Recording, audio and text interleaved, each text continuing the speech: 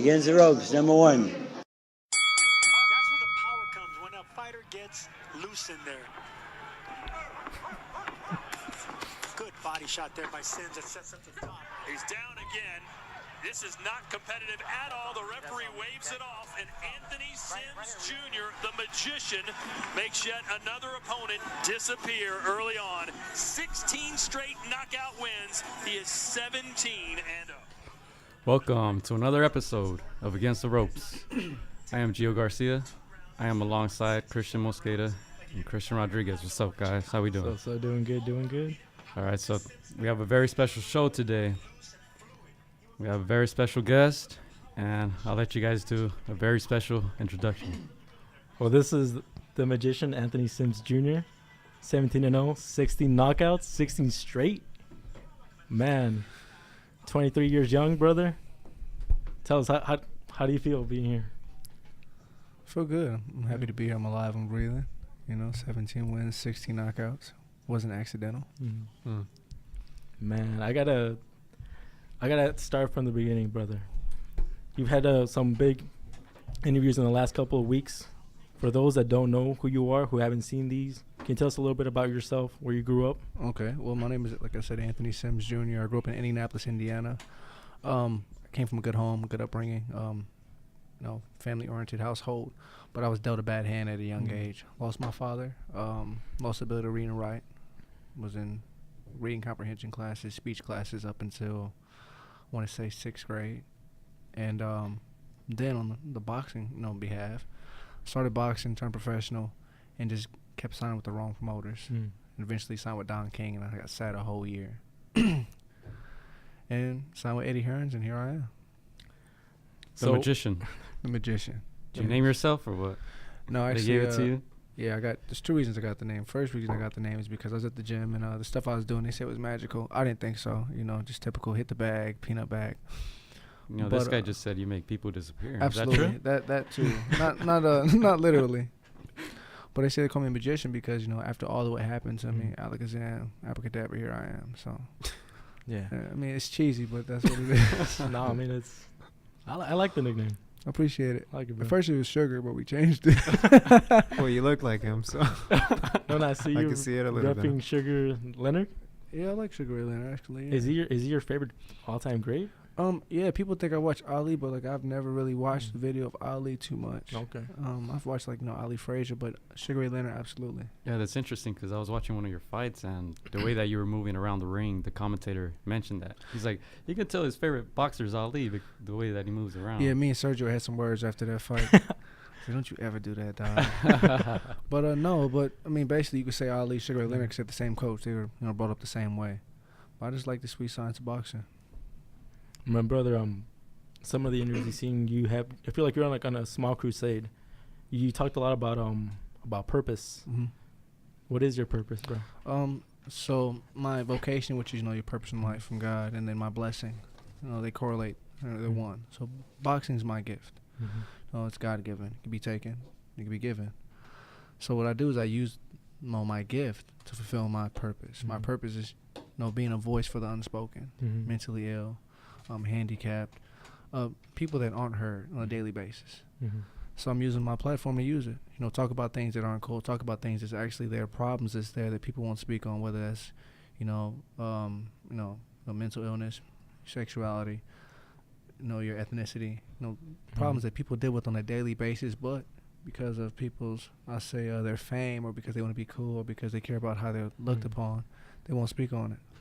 So nobody else gonna say it. I'm gonna say it. Yeah. How did you get to that stage? Do you have some OGs that you talk to, or your mother, or is it just through personal experiences? I would say both. I've said before, it takes a village to raise a child. So I was, brought up. I say OGs, random cats that saw I was doing something wrong or doing something right, and put their 2 cents in. Mm-hmm. My mother, she installed all the things I say I needed in order to be successful, all the rules and what to do, what not to do. But it's up to me to listen. Follow through. And that's when the OGs came in and told me, look, dog, if you do this, these are the consequences. If you do this, these are the consequences. And, they gave me the game. And I decided I'm going to listen to it, do it, and I'm just, reach one, teach one. They told it to me, so now I'm going to share it with the world. Man, so in the Hispanic culture, it's very prevalent to keep things inside and act tough, act Macho man. Yeah. Yeah. What do you have to say to those people that? Well, so my mother, her father's from La Habana, Cuba. So Ooh. my mother doesn't really speak Spanish, nothing like that. Didn't come from a Cuban household, but I understand. And it's crazy because you're brought to be the the man of the house, the provider. Mhm. To be everything and be strong and never show weakness. But when you do that, all you do is hurt yourself. It's Mhm. like taking poison. Mhm. You taking it, you're only hurting yourself. So I say to Mexican households or the men, it's okay to release how you're feeling, to talk to your loved one, your family, your kids, to open up and be vulnerable towards them. To the world, no, you can be the tough man, a macho man, whatever the case is, but don't hold that in, because when it comes out, it's not going to come out the way you want it to or you expect it to. Mhm. Is boxing your therapy? Actually, I would say yes and no. Boxing was a therapy, as I say, as a child, to release how I was feeling because I was angry and confused, and angry and confused, and I didn't know how to talk about how I felt. Mhm. But if anything, it's peaceful. People say, boxing, I go and release my aggression and anger. I don't feel any of those things in the ring. The crazy thing is, it's the only place where I feel safe at. You would think, it's a dangerous place. But in boxing, I can control what happens. I see what happens. I dictate anything that happens. Mhm. And I can always react in my own time. It's my world. Outside of boxing ring is where I feel so unsafe, Yeah. right? Mhm. But I would say what I do for peace, spend time with my family, my girlfriend, skating, low riding. It's find a hobby, Mhm. So I would say to anybody else who knows stressful or this feeling, these type of things, you don't have to always go and do something that's aggressive, a sport. Be anything, hobby, painting, poetry, pottery. Mhm. So, brother Anthony, Brother Anthony, I hear you at church. so I'm part of a Male Success Alliance here on campus, bro, and I feel like when you see people with that same energy, I usually call them brother. Yeah. It comes out of me. But your profile picture, I cute. thought he was a priest. Graduation You got the church first. clothes on Yeah, too. yeah. I was like, make sure I don't cuss on here. He's probably Christian. Yeah, I told my Just- girl. just His like- name is Christian. It is? Wow. My name is Christian. Yeah, but I told my girl, so like, he's probably Catholic, so when we get in here, they're going to be like, let us pray. We should see after the show. Oh man. So I have a question. So a lot of people do keep it inside. How do you try to approach those people? How do you find out if they're not getting it out? How do you find out? Mm-hmm. Man, energy and vibes is everything. I say the energy you put out into this world, this universe, it comes back. So when you put that energy out towards people, you can see how they react. If I give you nothing but just positive vibes and good vibes and you still don't react to it, it's not necessarily you don't like me or whatever the case is. You can just tell. It's like throwing a ball at a wall. If it's a soft wall, it's not going to bounce back. But if it's solid, like you, it's going to bounce back. So you just not put the energy out there, I can tell. Or you can walk up to people and sense it. They're sad, they're angry, they're confused. Whatever the case is, you can sense it, Mm-hmm. It's like smells. You walk into a house, you smell garlic and tomato sauce and cheese. It's either pizza or Hopefully. hopefully it is. But it can only be so many Yeah. things. Same way with Yeah. people. And usually just asking and opening your mouth up. Our generation, everybody wants to be tough guys, so they don't speak to complete strangers. She don't like it, but I'll talk to anybody Yeah. anywhere. That's this guy. You can talk to Yeah, anybody. that's how it's supposed to be. I think that's how I ended up here. You just hit me up, Dope. But Do I you use just- that like for boxing, like when you see your opponent? What about it? All this stuff you mentioned? I mean, yeah, You can bro. tell if he's nervous. You if can he's you can scared, tell, man. You if can he's tell confident. down to, all right. For instance, you look at the bottom of his shoe. You can tell, that shoe, the heel's balder than the other. He's left-handed. Look at his hands. Look at his face. The scars on his face. That's the hand that he keeps down most of the time. The scar tissue on his face, or if he slurs his talk, he's punchy. Mm. If he stutters during the interviews, he's nervous. He can't deal with the pressure. You can tell a lot of things. Or if he talks real loud and real aggressive, he's compensating for something he's missing inside. It's the same thing. You throw the energy out there. It's like throwing the jabs, feint at him, see how he reacts. Same thing, dog. Interesting. I You got think, anything? I think that's where the sweet science, it's like it's missing now. Now boxing coaches are just strength and conditioning Yeah, coaches. huh. Just fight. Yeah, I'll be honest with you, Anthony. So I never heard of your name until What? Yep. Yeah, no. Just being real There's with a lot of you. people You never heard of my named name? Anthony. You know why? It's because my name is Antonio Montana Morales Rodriguez. Simon, huh? No, Last that- name is Simon, huh? right. Simone. Being straight up with you, I have not heard your name until what happened with the zone in that previous fight when you came out and you did the interview. Instead of having the reflection on yourself, you ended up putting it on somebody else's shoulders, right? My thing is you caught my attention when you did that, because usually I don't hear somebody being outspoken or be on the spotlight on the sport of boxing unless you have a country behind your back, or you're being like this big name superstar. In this case, like let's say in the case of Adrian Broner, right? Deontay Wilder, Tyson Fury, Canelo, all those big names have charisma, or they do something outside the ring, right?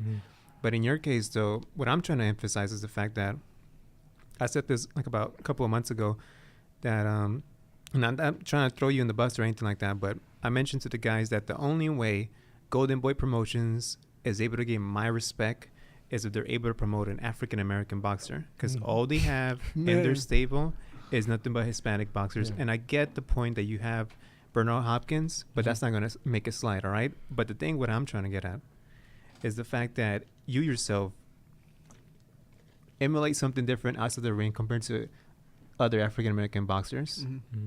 And I commend you for that, because later on I'm going to have a segment detailing Adrian Broner, the difference between Adrian Broner and Andre Ward. Okay. And at the end of the day, I feel like when you're done with boxing, you're going to be who you are, because you didn't sell yourself outside the ring. Yeah. You keep your same principles, what happens inside the ring and outside the ring. Yeah. So how is it being realistic, being straight up, being an African American boxer, just in general? How is it? I would say my ethnicity, my background, my heritage, it really doesn't have so much to do with it as people think. You know, it's like we live in completely different worlds. We don't have the same problems, or we don't have the same outlook. I would say, if anything, more is expected of us, or certain things expected of us. We're expected to, come from the hood. You know, the whole story. I came from the hood. I came from nothing. Blah blah blah blah blah. I'm here, which isn't the case. I think that's one thing. But the main part is, all boxers, whether you're white, black, or Hispanic, we all fight for one reason most of the time, or for certain reasons. It's all similar: respect, for capital, for the money, or have a legacy, or just because we love the game in general. But I would say so much of it's not because me being an African American boxer in this generation, maybe so. But I think so much of it's really not even about skin color. Once we get in that ring, we're all the same. Right. So at the end of the day, you have a point. We can go with stereotypes and, black fighters do this, Mexican fighters do this, white fighters do this. But when we both get in there, we're only going to bleed, one color, and that's red. That's the only color. That's the thing, in there. Anthony, like you mentioned in one of your interviews that you have 4 things. You said you have power, speed, look, and mind. You say that twice. I'll say it again. Power, nice. speed, look, and mind. Can you emphasize on all 4 of them? I say I have good power. My record speaks. I thought you were gonna start with the looks. Nah, man, I'm not that conceited. Hey, that's why he said it third, right? Yeah. I have good speed. Speed can't be taught. It's either you have it or you don't. What was it? Besides good looks, I forgot what Power, I said. speed. You should know this by now. Power, speed, look, and mind. Mind. You said it. It's not rehearsed, man. It's from the heart. You said That's why. The mindset you have to have. Well, going back to the originality of boxers, they were all students of the game. They were intellectually sound. They could read. They could write. They could talk. You don't see that too often now. And that's the sweet science of boxing. You have to be a student of the game. Reading and writing and be able to watch video and take notes. It's all part of the game. It's like going to school, boxing school. So I have the mindset and the look. You don't want to be judgmental, but in boxing, you are judgmental. You usually go to the fighter who's good looking. They can speak and has the look. Same way with kids. You grow up wanting to be the basketball player that has the look, the one that has the face. Steph Curry. No, but but I feel like I have all those. The only reason I say that is because I look at all the fighters right now. You don't really see it too often. If they do have the possibility of being that person, they're not either marketed right or you just haven't heard of them. But like Hispanic fighters, they do it very well. Chavez. Chocolatito, if you say his name right. There's not really any white fighters right now besides Caleb Plant. Now, black fighters, they're in the opportunity to be marketed right, but they want to live the fashy lifestyle, and that's not their fault. Right. A lot of times with black fighters, I feel like, African American fighters, they do it to compensate for something that they're missing. So a lot of times these fighters are besides Deontay Wilder, they're small.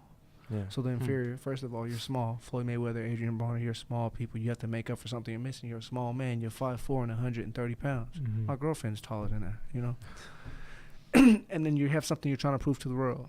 You know, you're coming from the hood, and you have this inferior complex where you're like, you know, I ain't gonna ever go back. I'm gonna be a man. I'm gonna be tough. The same thing it's about being vulnerable. You don't want to ever show that, so you overdo it.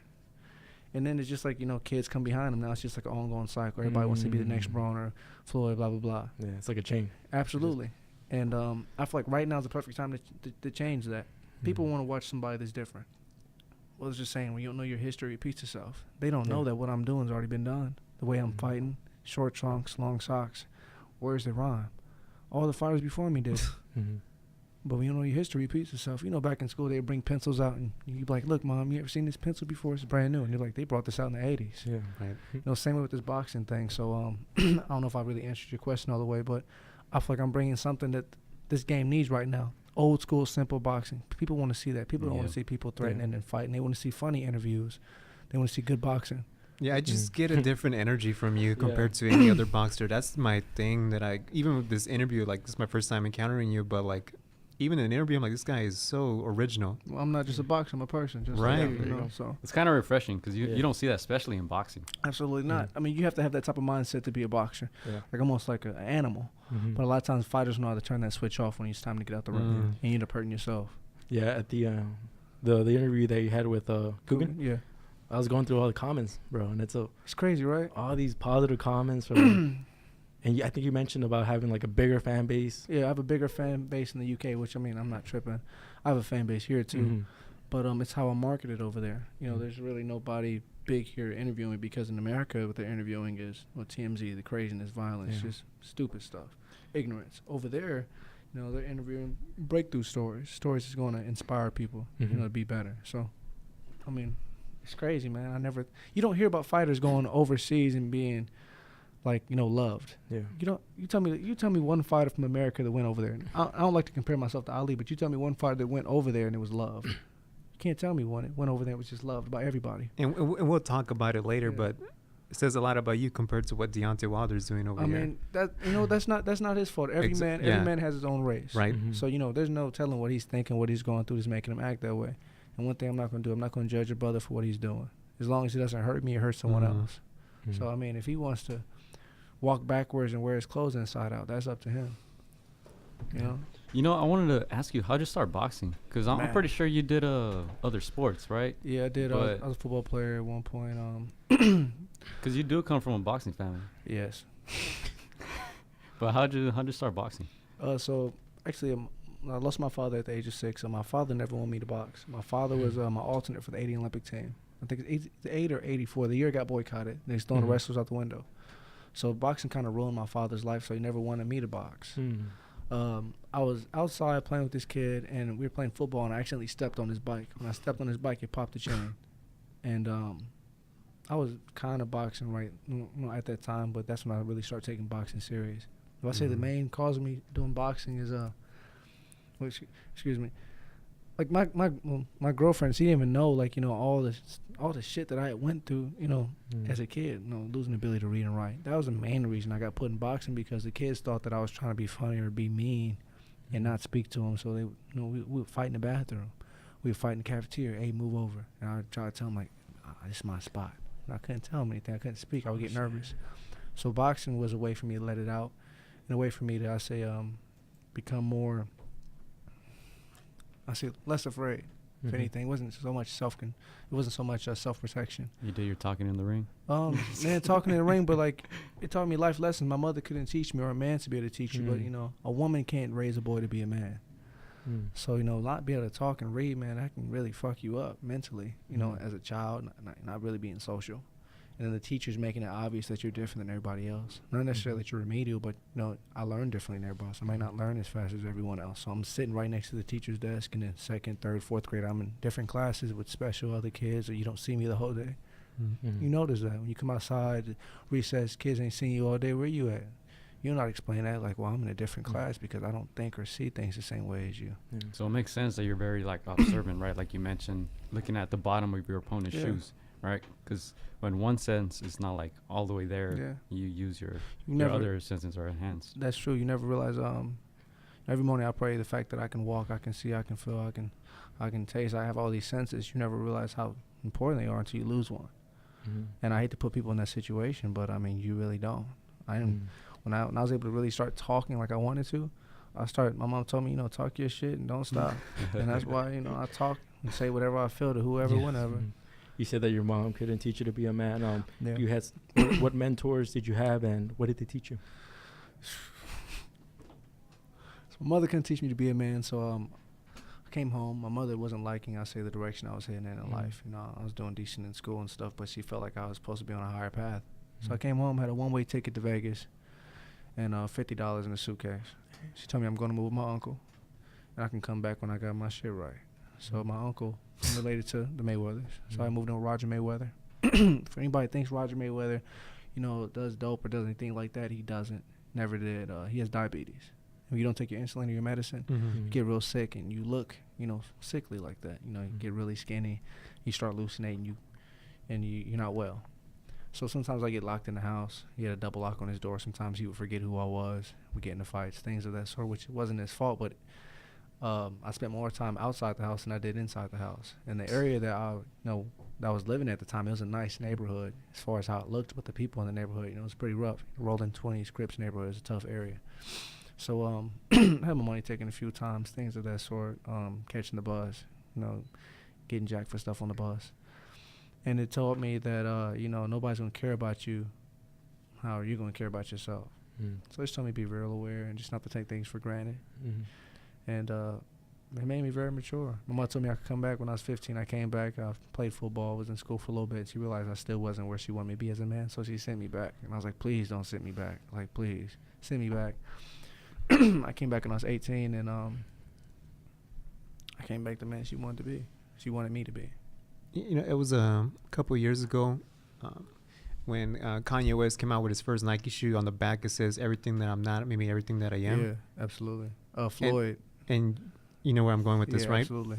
Because then you ended up saying in this interview, Floyd didn't do much for me, but him not doing much for me did everything for me. Everything I am is everything he didn't give me. Everything I am is everything he didn't give me. And I don't say this in a negative way. This is the best thing that could have happened to me. If Floyd would have gave me everything and, you know, silver spoon fed, I wouldn't appreciate or be the man that I am or do what I do now. I probably wouldn't even speak my purpose because my life would just be amazing. You know, no wants, no needs. But Floyd never gave me a bag, never gave me a shirt. You know, I can say he did this for Christmas. He bought me 2 jumpsuits and 2 pairs of Air Forces and a pair of Hanes underwear. Absolutely. Wow. Yeah, I mean, absolutely. And I appreciate that. I was at his house for a while, for about a week. I didn't have any clothes, so he bought me some clothes, and he fed me. And, you know, and that's all he needed me to. He let me come in his gym, never charged me. That's all I needed from him. He let me come in his gym. I showcased my skills. I trained. And I feel like I fulfilled what I was supposed to be because of him not giving it to me. I don't mean to shoot down any celebrities' kids, but a lot of celebrities' kids, majority of the time, never surpass their parents or become anything because they don't know anything. They don't know anything about adversity or trials or what it feels like to be hungry or be thirsty most of the time. But those are all things. That's exactly what happened on the Brandon Adams versus Sugar Ray Jones Jr. Yeah, that's what we saw. Exactly. I mean, adversity and trials, that creates a person. Pain, suffering creates a person. When you don't know any of that, you never lived. And there's a lot of people like that. I call it existing and not living. Yeah. Can you imagine what it's like to never know hunger or thirst, dog? Like, what?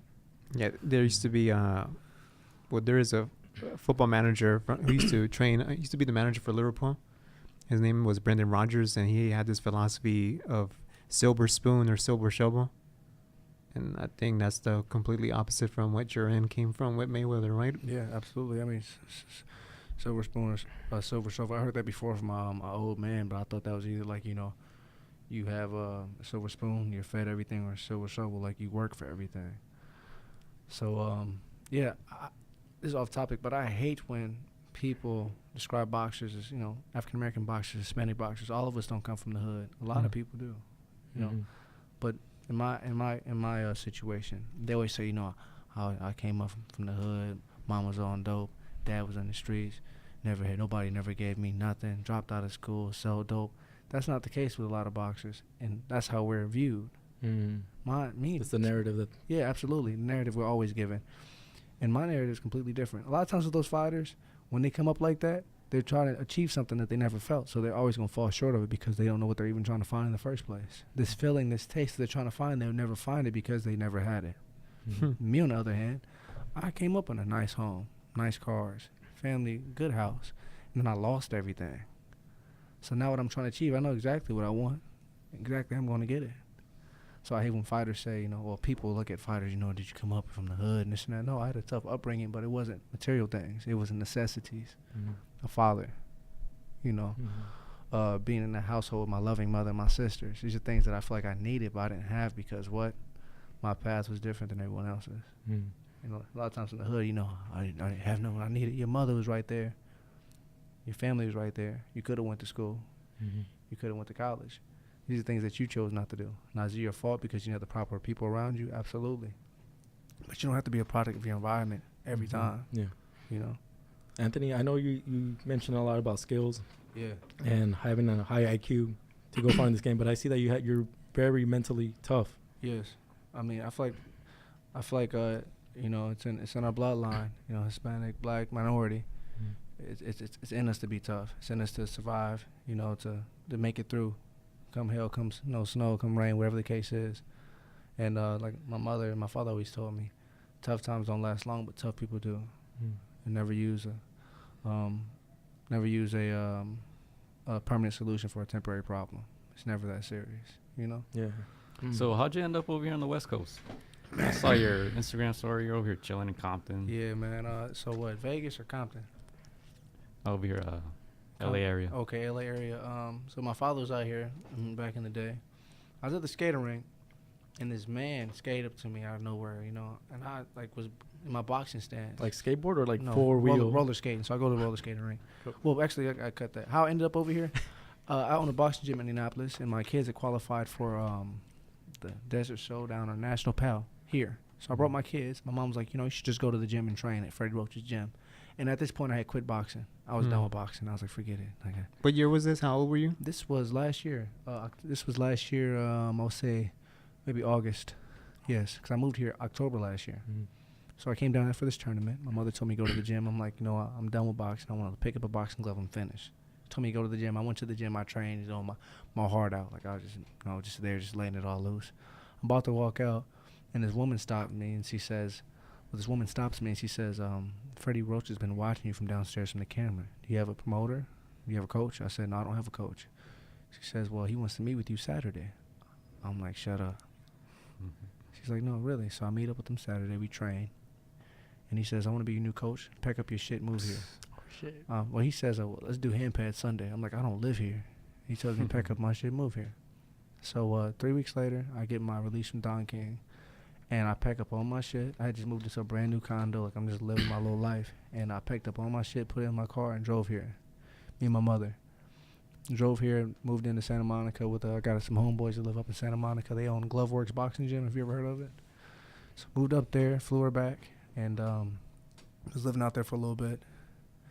And then I decided I moved to Long Beach because I ran into a guy out there. And moved to Long Beach, ran into a guy who knew my father, and was big in boxing.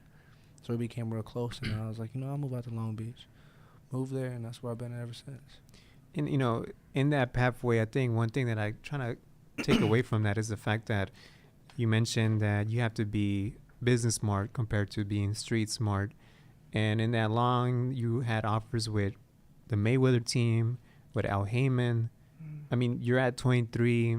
We still don't know how far you're going to get in boxing, but it looks like you're going to be in an interesting path later on with the zone. But long story short, what type of advice do you give somebody who's trying to come up? Because you had your own shares of struggles outside the ring with promoters. So what do you tell them? Because this is something that we saw with Andre Ward and Mikey Garcia, but now I see it with you. Like, what do you tell somebody that's trying to come up?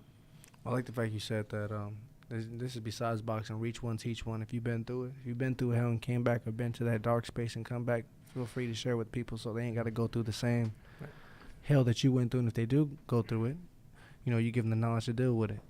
So I would tell you, if you're going through the boxing route, don't sign for the money you see. Sign for the money that you will see or that you're supposed to see. That's the first thing. Don't sign for the quick signing bonus because they're going to get it back out of you eventually. And if you do sign for a signing bonus, take a portion of your signing bonus and put it towards your lawyer before you sign the whole entire contract. At our age, you're quick to sign, quick to make the money. But here's the problem. At your age, you really aren't mature enough to know what to do with the money, where to invest, how long it's going to last. You can't predict the future. You don't know how long your boxing career is going to last. And the money in the contract is usually not guaranteed. It's not like a football or basketball contract. So I would tell you, do research on the promoter. And I'm not going to say every promoter's a snake, but it's a business. So go with the devil you know, not the one you don't. Bars. Yeah, I mean, it's the truth, man. I said I've been there, I've done it. And, a lot of times, like I said, me and my girlfriend, we would sit and she would tell me, why aren't you signing this contract? Just take one. Javante Davis is fighting, this guy's fighting, Dusty Harrison's fighting, these guys I grew up with. And I say, because I know my worth. Must take a lot of patience, huh? I mean, patience is a virtue. You must, you got to grow into it. Anything easy didn't come overnight, and the best fights aren't won overnight. So, how difficult is it to stay focused on fighting when there's all these things in the background going on, like promoters? Man, that's why I tell people all the time. The biggest fight happens on paperwork. It doesn't happen in the ring, and it happens after you're done boxing. Those are the two biggest, mishaps. It's very hard, man, because, you got a manager getting 33.3%, one coach getting 15%, another coach getting 10%, another one getting 5%. And then you have to pay your sparring partners, right? You got to pay your sparring partners and this and that. That's ridiculous. So that initial figure looks good, huh? I mean, it does. That's the problem. A lot of fighters sign. And taxes, too. You got taxes. This number that you see isn't a number. Slice of the pie. Yeah, once you subtract what everybody's going to get paid, then you got to take out your bills, then your savings, then, your car, then whatever the case is. I mean, if you have children or if you're not with your children, child support, there's so much that goes into it. So I would tell anybody who's getting into the professional, business side. Usually the meat of the contract is halfway through the contract or the back of the contract, and people stop reading after the 10th page. Don King's contract was over 80 pages. The part that you need to read was page 76. Yeah, I was going to ask you, how did you get out of that contract? Sometimes it's very... Oh, you guys really want to know? It's about to blow your fucking mind. Wait, what was the question? How did he get out of his contract, his Don King contract? Jeez. You got popcorn? You want to really know? All right. So, first of all, congrats. I appreciate it. Thank you. Right? That's why I'm called the magician. Nobody gets out of that. Real talk. Yeah. So, I gotta tell you a story in order for you to understand this story. So I was living in Vegas. I'm gonna close my eyes. Right. I'm gonna put you there. I'm a good storyteller. So I'm living in Vegas, and I was signed with this promoter named Murad Muhammad. Murad Muhammad went and found Pacquiao from the Philippines. So I'm signed with him. I'm sitting in this apartment with this guy named Jihad at the time, this Muslim guy I was training with. My mother told me, what's his name? Murad Muhammad. His lawyer's coming to your house with a suitcase with $50,000 in it. Don't take the suitcase, because you take the suitcase, it makes the contract's back in the game. Right, and he already violated the contract by like a year and a half. How old are you at this point? I was probably, I was like 19, I think, 18. I had just signed. You're going to tell a 19-year-old not to take $50K? Well, here's the thing, though, man. Like, That's crazy. It's off topic, but our generation, you have to respect authority. That's why a lot of crazy shit's happening. Interesting. Yeah. It starts in the home. If you don't respect your mom, you're not going to respect a random person. That's true. That's a whole nother topic. But right. We're sitting there, and she was like, whatever you do, don't take the suitcase, son. Just please don't. I said, I got you. I ain't going to take it. So open the door up. It appears to be a white man, but he's like Jewish and black. And he's like from New York. He's like, hey, Anthony, I got this suitcase for you. You need to take it, man. Just sign this paperwork. I'll go on about my way. You have a good day. What movie is this? No, that's how guys talk, New York guy. Yeah. So my mother told me not to talk to you, not to sign nothing. I was like, I got something for you. Right. So I reached my pocket, and then I pull out my middle finger. And I slammed the door in his face. What? I come home. My mom's like, hey, I found somebody who wants to invest in you, wants to sign you. I'm like, all right. So I come home, open the door up, and he's sitting on my couch. Wow. The lawyer. So I'm like, what the hell is he doing here? She's like, he wants to invest in you, sign you. I said, yes, the man you told me to stay away from. Did you just bring him in the damn house? Man. Like, what? So I was like, what are you doing here? And he says, well, I've worked with a lot of people. And he says, I like the fact that you listen. He said, a lot of fighters don't listen, especially in your position. When they're hungry, they bite at whatever you give them. So my manager, his name is Kevin Wynn. He ran Madison Square Garden. He was CEO for Madison Square Garden. Worked with Emmanuel Stewart. He was his lawyer, Venus and Serena Williams. He's been around for years. My manager was Don King's lawyer, right? They had gotten to something about the 90s, and Don King fired him, right? So Don King offered me a contract. He told me I can come up there and, come to Florida and sign this contract. I'm like, okay, that's cool. Can I bring my manager and my lawyer to read the contract? He's like, yeah, that's cool. My lawyer curated this Don King contract that everybody's been signing for years back in like 90 or 91. Copy paste. But he didn't know that my manager lawyer was his former manager lawyer. Yeah. So we get in there. I'm like, yeah, I'm here now. I'm about to come up. When he comes in, he shits his pants, dog. When he sees my manager's Kevin Wynn, he says, what the fuck? He says, you pulled a quick one on me. He pulls his cigar, puts his mouth, lights it, and he's sitting there just looking. So we're talking to him, but I don't think he's hearing nothing we're saying because he's just looking at my manager's like, you motherfucker, you got me. So we're sitting there, and he hands us this contract. My manager picks it up, he rips it, and he says, I created this contract 15 years ago. I'm going to create a new one so you can't fuck my boy. Wow. Right? So we create this new contract, and a lot of contracts, man, you don't understand how much the word if, given, it's just like little words in there. It's that changes the whole liquid. contract. It's Yes, not solid. Changes the whole contract. So we created our own contract. And, we had clauses in there where I can get out the contract if he doesn't, give me this certain amount of fights, this and that. We ain't even have to go to court.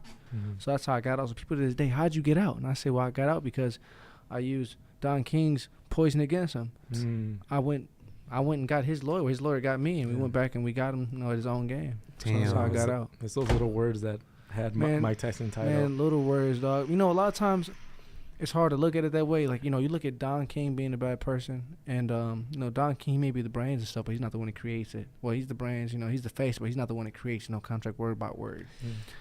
And a lot of these fighters, they come in, they're arrogant, and it's usually they're assholes, and they don't want to be told anything. My manager told me, he's like, I told these guys, look, man, take a portion of your signing bonus, buy your lawyer. Look at this contract. Take this, put this away, buy a house, invest in the business. Put your money away, put it in a trust fund, whatever the case is. They don't want to listen. Yeah, they want to live fast. They want to live the now. Think about you guys at 21. Someone told you, don't do this and this. You're going to be like, I'm on top of the road. You can't tell me what to do. I got $2 million in my pocket. You can't tell me anything. I just pulled up in a Lambo. You can't tell. You can't tell. In this generation, you can't tell kids anything. Yeah.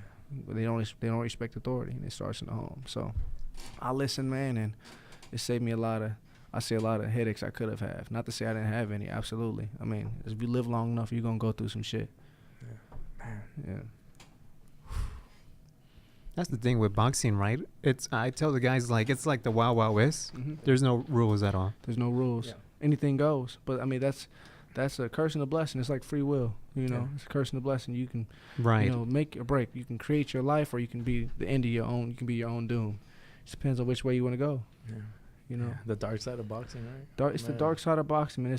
I say it's the unspoken side, and a lot of fighters are affected by this at the end of their career. Like I said, when you sign, you're not signing for what you see right now. You're signing for what you shall see or what you will see. When you finish boxing, what you got? There's no health benefits. Yeah, right. That's something. You ain't gonna be able to go see the dentist and stuff like that. We joke a lot. A lot of old fighters from the '80s, most of them don't have any teeth. It's not because they got hit in the mouth, but you don't have all these benefits unless you have a good wife or a good, somebody like that. Most of the time you don't, because you're just going through them. Money's coming. Forget her. I get this. Get this. I mean, you don't see too many fighters who stuck with the same person they came up with. You don't.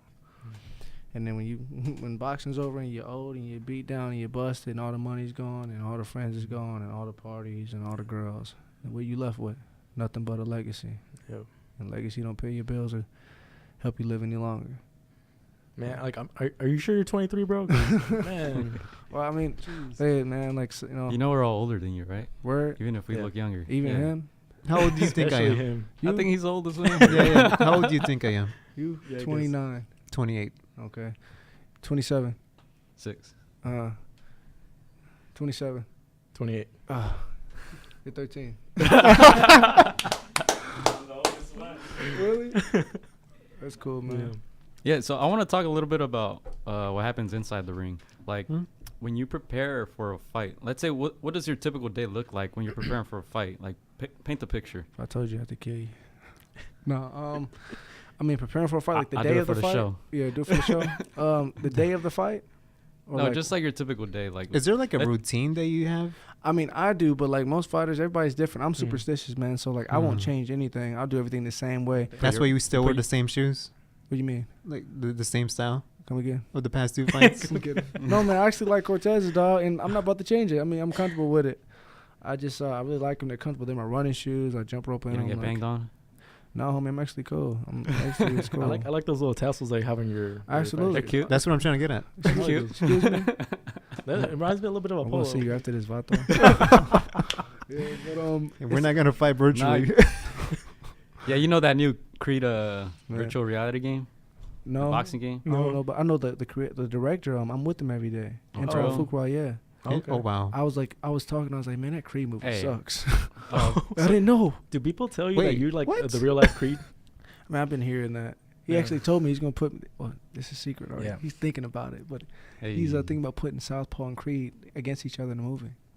Yeah. Oh, that That'd would be make dope, right? He sense, said he's yeah. thinking about it. He's just in the air. You know, That's he's like what, talking like about the it. light heavy? Yeah, that's. I mean, I don't know. super But I'm middleweight? just saying, but they some real life Creed, man. I guess. I mean, I'm so whatever. confused. So I guess you're not in Creed Okay, too. Then so- I haven't watched it. I I'm know, gonna you watch don't- it tomorrow. You don't know why they're comparing him to Creed? It was too late. Oh no, I get that. I get Because, that. yeah, it was too late. But he's talking about, you know, another movie. But yeah, I'm with him every day. I didn't know. I was like, who's this black guy? You know, I'm seeing it every day. And I was Talking talking shit about the about Creed the movie. movie. He was like, you think it's crappy? I'm like, yeah. Yeah. He's like, why? I was like, well, first of all, ain't nobody gonna be running down the street with dirt bikes.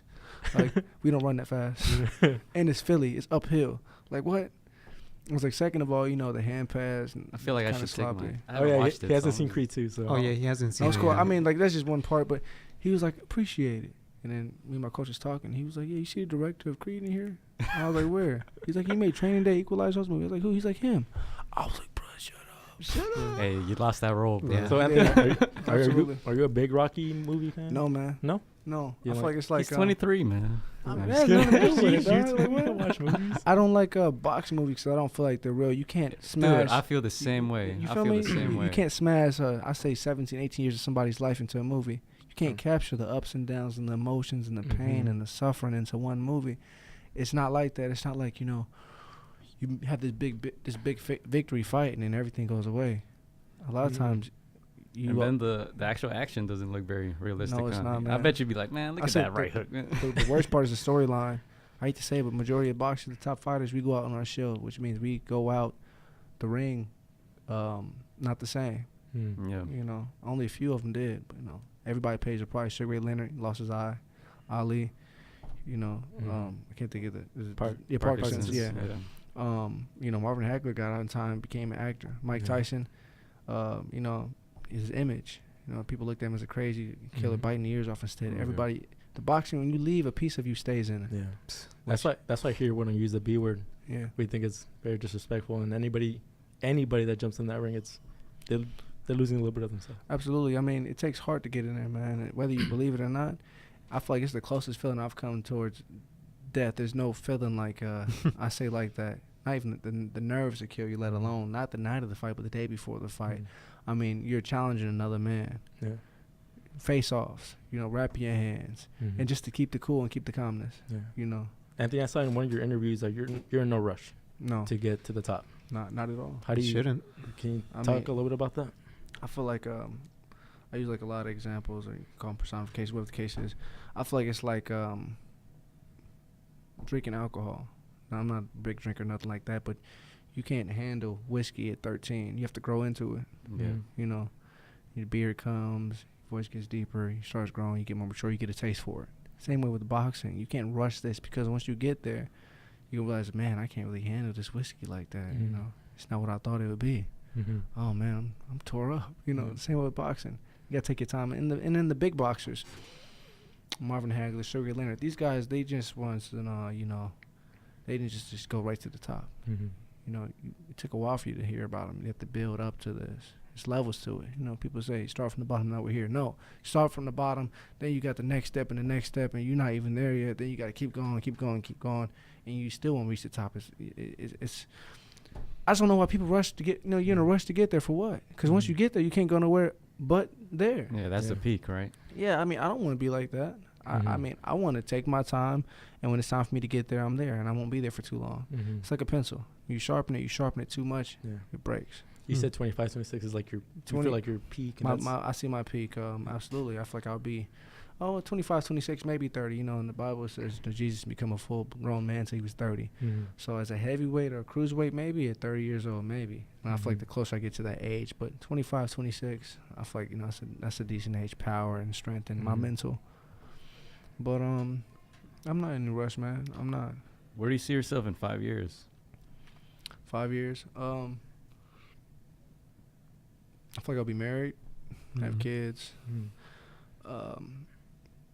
I feel like I'll probably be giving talks around the world, dog, to be honest. Like, I see you. I really feel like, you know, that's what I'll be doing. And I'll be speaking on, I call it the topic, I call it the unspoken. Topics people won't speak about because it crushes your reputation. Whether, like, okay, I'm going to get you guys to spill my next talk. I'm going to talk with Coogan, my next fight. I'm going to talk to him about, you know, people being judgmental towards people that like the same sex. Do I agree with it? Do I disagree with it? It's not about that. It's about loving your brother and your sister as you want to be treated. You know, you ain't got to respect their beliefs. To each his own. But you don't disrespect them because they're not your beliefs. No, don't force it on me. I won't force my beliefs on you. But just a respect. People won't speak on that because they get tied up in the whole, you know, rights and this and that. It's not about that. It's just showing love to people just because they're people. They're human beings. So I feel like that's my purpose. A lot of people won't go and speak on them terms, but me. Hell, if I don't do it, who else will? Who will speak on mental illness? You know, anybody that's actually listening to this right now would have. His question was, where do you see yourself in 5 years, right? Yeah. And I think anybody that will listen to it is like, okay, I'll probably be at heavyweight. Like you, no. You completely said stuff that's not even boxing related at all. Yeah. And that's what I'm trying to get at. You're completely different from like any other original boxer. That's how we first started paying attention to him, right? Yeah. At that post-fight interview. Yeah. When they asked you about your fight, and you started talking about like, mental health I was and stuttering real bad, man. I can't help it. My girl played with me about it a lot, but absolutely bringing awareness, man. You don't understand. You just opening your mouth. You can make or break somebody's spirit just by opening your mouth. And you know, on that interview too that you mentioned, you talk about our culture not having like a lot of positive things, right? Absolutely. Like if you listen to music or watch TV, it's all about drugs, parties, guns, violence. So what like made you want to, like, can you expand on that?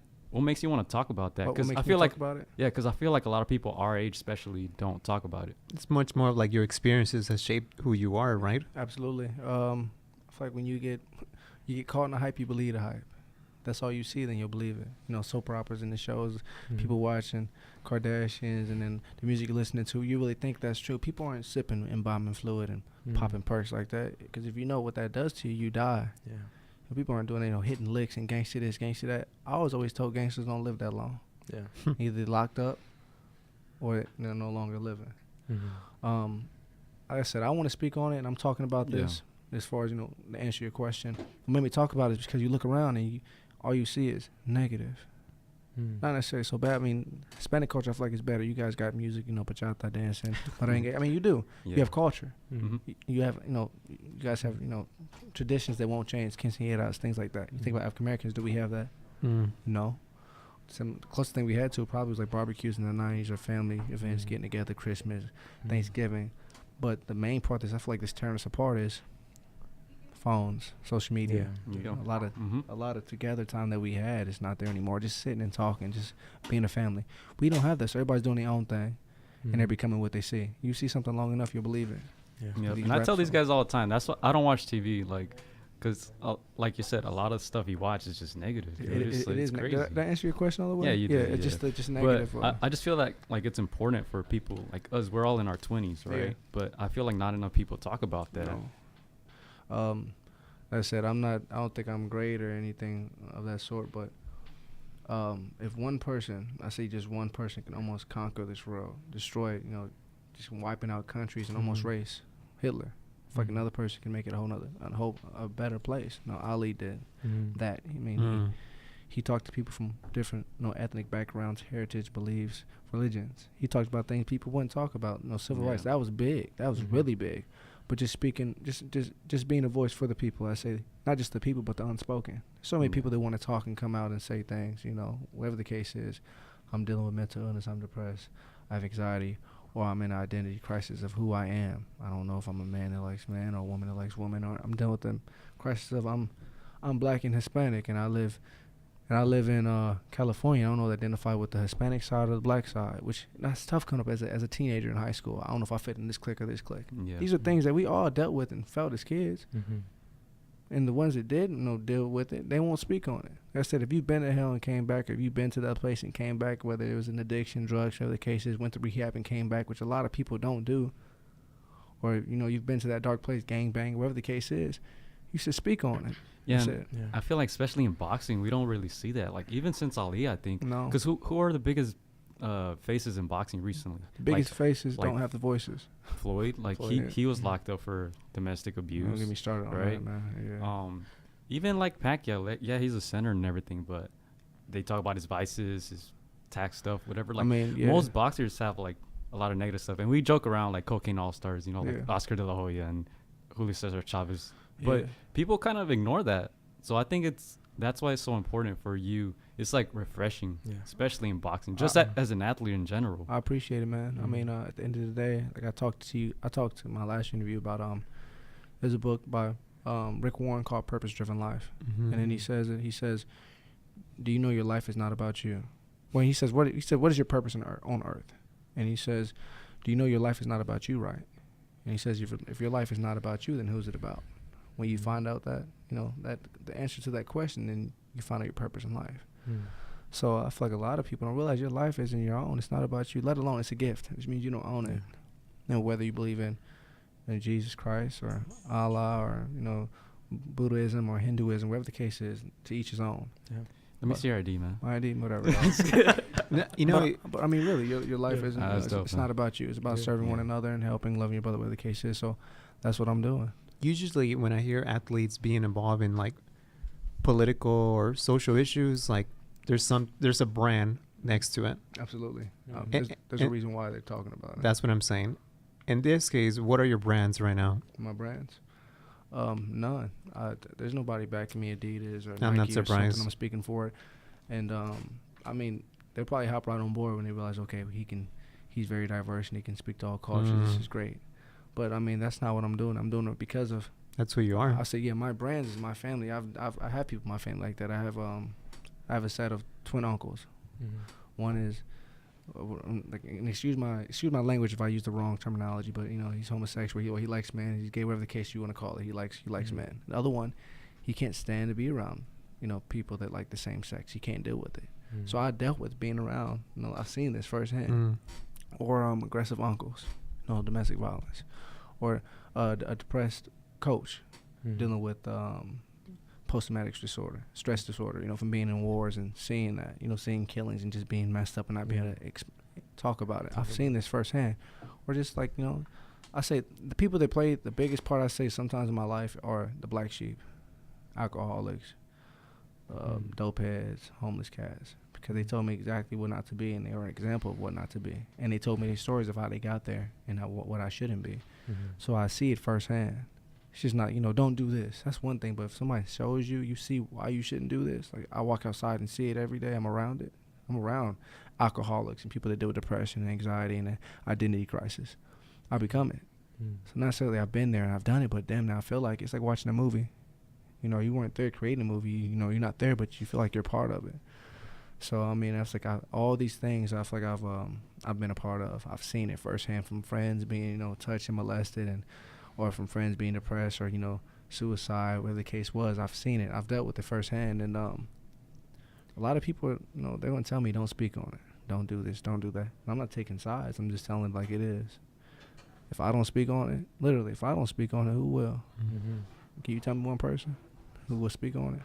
And not from a biased standpoint. Right. Everything I say isn't biased. Everything I say is love and positivity and understanding and the mutual respect. I'm not telling you to agree or disagree. Yeah. You feel me? Oh, yeah, that's so true. But Anthony, you talked on the cell phone usage. Yeah. I remember, like, before when there was no cell phone usage, like, you'd be at a bus stop and it'd be easy to talk to people, but now everybody's still so disconnected. Absolutely. I mean, disconnected headphones. I'm on my phone, but, I'm around people. I try to put my phone away because, I mean, conversation rules a nation, dog. opening your mouth, I say, can break or make somebody's day. You know how many people you realize you have something in common with or might be related to or know the same people by opening your mouth or being aware. A lot of people, I feel like, I hate to say, drive-bys and things of that sort, car accidents and things, crazy stuff happening. You're so busy recording it or in your phone, you don't realize it's even happening. Or just not being aware of your surroundings. I got robbed. What were you doing? I was on my phone. That's why. Car accidents, just whole type of crazy stuff. But I say the main part is, I was talking to my mom. My mom says, I feel like a lot of people won't find love. And I say, well, why you say that? She said, because the person they're going to be with is going to walk right past them and not going to see them because they're going to be on their phone, on Instagram. That's true. Or on their phone doing this. That's the thing with like social media, right? You're comparing yourself to the world. Yep. Instead of the people around you. And the thing is with that is how is that when it comes down to being an athlete, right? Because you're seeing different athletes in different worlds where you can watch an instant, like somebody training on YouTube. Like how different is that? Like you being a boxer compared to how it was probably like in the 80s and 70s, isn't it much more harder now? Like I say it'd be more harder to it's harder to market yourself. I feel like it was better for the athletes because the athletes were actually out there with the people talking to them. That's how they had to market themselves. They're out there with the people got to know them, not just doing interviews on Instagram. Right. A lot of people, they have so many followers, people won't even they would hesitate to even try to talk acknowledge to them. Yeah. Yes. And you do. Yeah, I do. Like people like, I can't believe you even messaged me back. Like you're a celebrity. I'm like, dog, I'm at home watching SpongeBob. That shit's hilarious. Yeah, but like so I think social media is great. It's a blessing, but it's also a curse because people I've been guilty of it. They try to have this persona of who they are and they're really not. They want the world to view them a certain way. And who they're really not. Yeah, especially on that, you see all the highs, right? But you never see the lows. You never see the lows, but the lows, I think that's the best part. I mean, when I meet people, I tell them, don't tell me the good shit about you. I want to hear things in your closet, the things that you don't want nobody to find out. Just gonna tell me who you are. I want to hear, I'm this and I'm that. That's lies. Like if that was the case, like you'd be president of the United States. Like tell me the real, the dirt. Yeah, everybody wants to be the president. Nobody wants to be a politician. Absolutely. You heard that before? I've heard that all the time, man. Everybody wants to be a superhero, not the sidekick. So all types of terms you can use, but I tell people, give me the funk, which means give me the real stuff. Not the artificial. Same way with makeup and all this stuff where guys, to change and this and that, just like covering up for who they really are, the people that they want to be, which goes back to rap videos and music and stuff you see on TV. Everybody wants to be this person. And so right now you're at 168. That's what I'm fighting at, 168. 168, and you had 3 previous fights right now. And even though you can't give us anything, but do you see yourself fighting before the end of the year or early in the year, or possibly December? I'm working on it right now, but if not, absolutely January, February. I want to get back moving, man. I'm still taking my time. And you're trying to stay active because you were outside the lines for a certain period of time. Almost 2 years. I say a year and a half, but really almost 2 years. So you're at 168. How many fights you trying to look for next year? Maybe like between maybe 5, maybe 6. At the max, because these probably be big fights, so maybe even 4. You never know. What goes through your mind when you're shelved for those 2 years? Are you just trying to stay focused, training, or are you just ready to throw in the towel and say? To be honest, you really think, what the hell am I doing here? What the hell happened? What went wrong? You put so much in your life into one thing you're passionate about. You never cheated yourself on it. You're doing it consistently, time in and time out, and then it's just like, what the fuck? You really is it think even worth it, right? I'm pretty sure you asked yourself. It's even worth it. It's not even like that with just boxing, but people do that in a day-to-day life. You're working the same end job, same weak ass check, coming home to the same bullshit, and you just like, man, what's life about? Well, that's how I felt. I was going to the same job, but I wasn't getting paid for a whole year. Imagine that, going to the same job every day but not getting paid. Damn.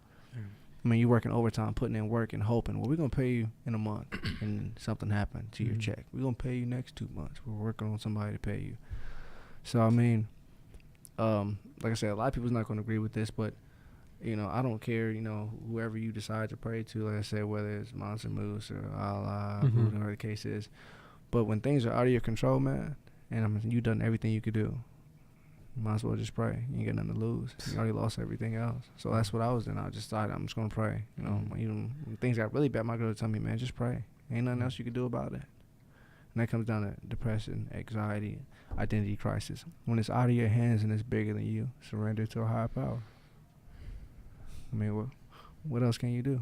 Cross your fingers. We're luckily that we live here in LA County, and we have a fight coming up with Tyson Fury and Deontay Wilder, and we talk about like all of our opinions. Like Gio has acknowledged that you have who? I have Fury Since day one. Day one. Chris, It's only one Tyson. I go back and forth, man. back and forth. Fucking gauge your lemon squeezing, Mike. You know, fucking man. Right. You And- told me stay. Oh man. Yeah, Feel you, Mike. in the beginning, I had Deontay Wilder just by his windmill punch, right? Any given punch. But then when I started understanding the fight that he just won outside the ring, that's the thing that I'm trying to get at. Like, Absolutely. I believe he already won this fight already versus Deontay Wilder based on what happened. Yeah. What's your take on this fight? Everything from outside the ring and inside the ring. I feel like he already won the most important battle, is the battle called life that you win within yourself. Right. You know, him opening up about his depression, him talking about it, him being and putting himself in a vulnerable state. He grew 2 times as a man from the inside, not from what people see. A lot of times fighters lose a fight, not because of the man in front of them, because the man that they see in the mirror. Yeah. Everything's not right with yourself, then everything won't be right when you step in that square, because all your flaws come out in that square. So I feel like he won the fight. I feel like he won the people.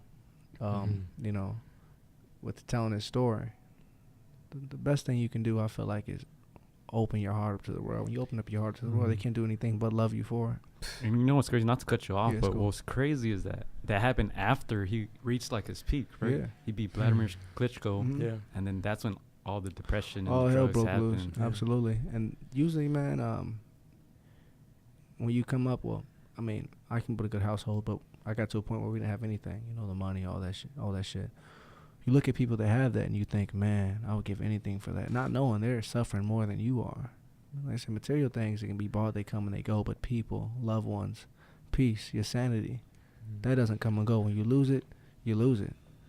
So I mean, the fact that he bounced back from it. A lot of people don't bounce back from that dark place. He's talking about doing almost 200 miles an hour, and his Lamborghini is going to crash into a wall, and he saw his kid's face in his mind, and he pulled over. You know, everybody's been to that place, but people won't acknowledge that or talk about it. Everybody, you know, suicide is just saying, fuck it, it's crossed your mind. Is it okay to feel that way? You know, it's never okay to say, I'm going to end it. But you know what it's not okay to do? It's not okay to not talk about it. So this is off the topic, but anybody that feels that way, it's okay. Excuse my language, but it's my mother used to tell me, it's okay if you're fucked up. But the main part is accepting, okay, I'm not okay. And the next step is accepting it, looking at it, calling for what it is, and how you're going to attack it and deal with it. It's okay to not feel okay. It's okay to not be okay. What it's not okay to do is to keep it inside and not talk about it. Whatever the case is, you have to talk about it. So I think Wilder, he won the fight called life. Even if he loses this fight, Fury. he's Fury. I mean, Fury, my fault, not Wilder, but Fury. Even if he loses this fight, he's still gonna be the champ to the people. He can get knocked out in the first round. People are still gonna love him. Now Wilder, he's a great fighter, world champion, but he's things that he does and that he says is very contradicting to what he wants to be or who he's training to be. You know, I was always taught, don't be what you're not, and you're not gonna be who you're not. Just stick with what you know. And I feel like he's just trying to do some off the wall stuff, man. I mean, the rhyme talking and this and that. And I don't know, man. Just stick with what you know. If you got 2 left feet, don't try to be a dancer. You know, the thing with Fury that is interesting is the fact that I'm not sure if you saw when Fury was at the press conference with Klitschko. Yeah. He was like behaving like, had a costume like Batman and stuff like that.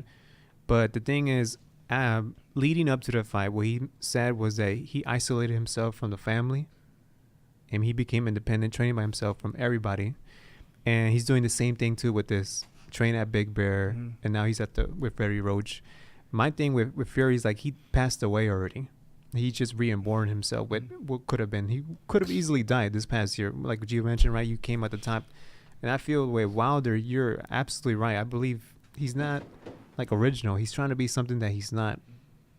And that's my take with Deontay Wilder, that even though he proved himself like he has a heart against Luis Ortiz, I just feel when you're in the ring with somebody that has passed away and that's come close to death, something that, Deontay Wilder could do with a single punch. But Fury, he scares me, man, because that's all of us are gonna come face with death at one point.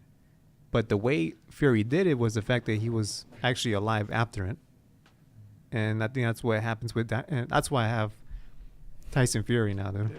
I say that the most dangerous fighter to fight is a fighter that has a serious purpose, not a purpose for wealth, not a purpose of legacy, not a purpose of notoriety or for fame, but a purpose of fighting for something that's bigger than themselves. Mm-hmm. Fighting for something that you're going to fight for until the day you die. You can't beat a man like that. Mm-hmm. Majority fighters fight because they like boxing. They like what comes with boxing. They like being viewed as a boxer. But something like that, something that's bigger than yourself, right? You have everyone behind you. That's a dangerous fighter to fight. And you're going to be at the fight? Maybe. Maybe. Yeah, that should be a good one. But go ahead. So Anthony, sometimes the dark side of boxing can intervene politics, you know. What would you do if that dark side of boxing tries to get in the way of your purpose? In my politics? Well, if it tries to get in the way if politics tries to get in the way, we've seen it. We've seen it happen before, and that was Ali. Yeah, civil rights in him, with not doing the draft. I was raised that a man is not defined by how tall he is, how much he weighs, how much he lifts, how many girls he has, how much money is in his pockets, by a set of core principles and morals in his heart that he's willing to die for, whether you agree with them or you don't. So when politics gets in the way, if I don't agree with it, then I'm going to die for what I believe in. I believe that, if they want me to fight and all my funds go towards a war or something like that, or something I just don't agree with, right? Then I won't fight. If they boycott me, I never fight again, that's fine. Politics gets in the way. Politics isn't more important or bigger than what's inside of me. At the end of the day, I have a say, so I have a choice. I have a voice. And we've seen it. We've seen it happen before. Yeah. So a lot of people though, they won't. Everybody fights for what the cash, and I at one point did. Until I realized I'm fighting for something bigger than me. I'm fighting for people that will never see me and I'll never see. At what point do you realize that? Man, you ever? I have to say this for you to understand. You ever listen to like R&B albums and it'd be like a dope ass album, and you didn't know the album was so dope because their wife died or their wife left them or their boyfriend broke up. That pain or like the tragedy. Yeah, tragedy. Poetry. There's beauty in the darkness, beauty in the tragedy. Well, with all that being said, when you suffer to like a certain extent, it opens your eyes and gives you another perspective of enlightenment, of beauty, of intellect, a different view. I call them compassion glasses. Compassion glasses allows you to see something for its weaknesses and not its strengths. You feel me? So when you go through so much like that, it changes your view on life. So I feel like I went through so much hell and just bullshit and chaos. I got to a point where it enlightened me, opened my eyes up, and it's like, man, why the hell did I go through this? And one day it hit me. I was reading a book, and I was like, I went through this not for me, but for others. I went through this to share the story for others. I'm paying this price right now so that another little boy, another little girl, when they go through this, I'll be able to tell them, look, this is how you get through it, boom, boom, boom. Just like that.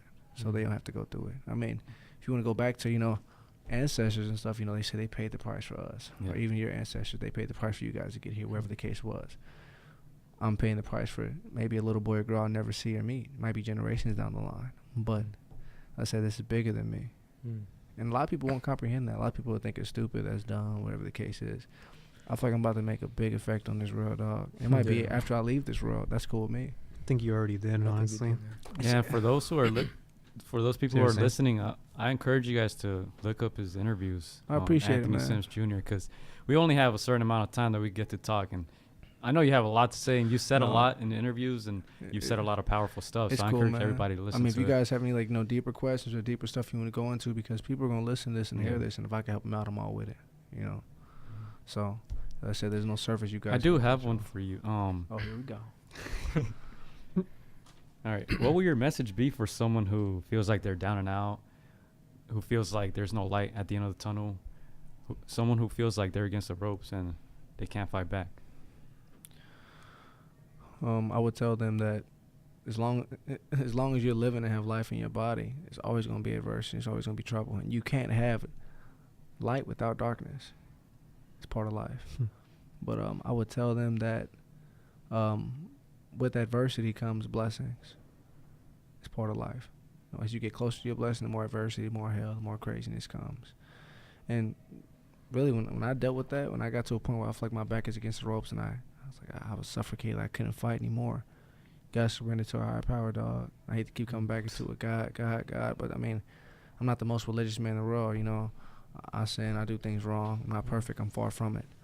But one thing I will do is I'll surrender to a higher power in a minute. And not just because I'm going through hell, but just in general.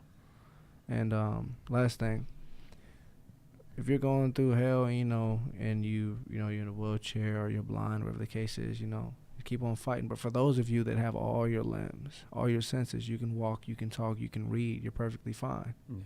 Anything's possible within 24 hours. Mm-hmm. There's always a brighter day. It's cliche. But as long as you have breath in your body, that's a blessing right there. Anything's possible, man. You know how many homies I got? Or how many successful dreams and stories never made it, was supposed to be successful because they're dead and gone in the cemeteries. My mom used to always tell me the greatest athletes and doctors and poets are all in one place. And I'm like, where? Was that L.A.? She's like, no, cemeteries. Never hear about them. But the fact that, you have breath in your lungs and you're alive, man, anything's possible. Yeah, and then no matter how bad you have it, there's somebody who has it worse than you. Always. Everywhere. It's a big world. It's a lot of people. It always is. Always is. You're never alone. That's why I speak about what I speak about, because just looking at people, you never be able to tell. He suffered through that. He's dealt with depression, anxiety. He's dealt with, he's dealt with life on a hard side. So just expressing it, just talking to people. And that's a very powerful topic, right, that people don't talk about. No. And a lot of people, myself included, like, I don't know too much about it, but mental health, how would you define it? Mental health? Well, mental health, there's different mental health. Basically, it's mental illness. It's something inside your mind that you feel. And it's not fake. It's not an illusion. People think it's just like, it's... They think you could just snap out of it. They think it's not real, right? Depression, anxiety. I can't give you like the whole like definition. Doctor. It's your own interpretation. Absolutely, but anxiety, getting nervous and not knowing what to do, or autism, not you're socially awkward. You can't really socialize. You feel a certain way about it. There's so many of them. I can't name all of them, but for mine was depression. I felt like I was in the darkness when I was around people. I felt alone and helpless when there's people right in front of me. Anxiety, I would get nervous and I couldn't speak, couldn't talk, couldn't move, felt like couldn't breathe.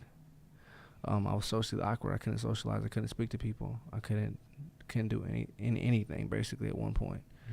And with all those those different feelings that you may feel, there's one path that connects all three of those that a lot of people take, and that's suicide.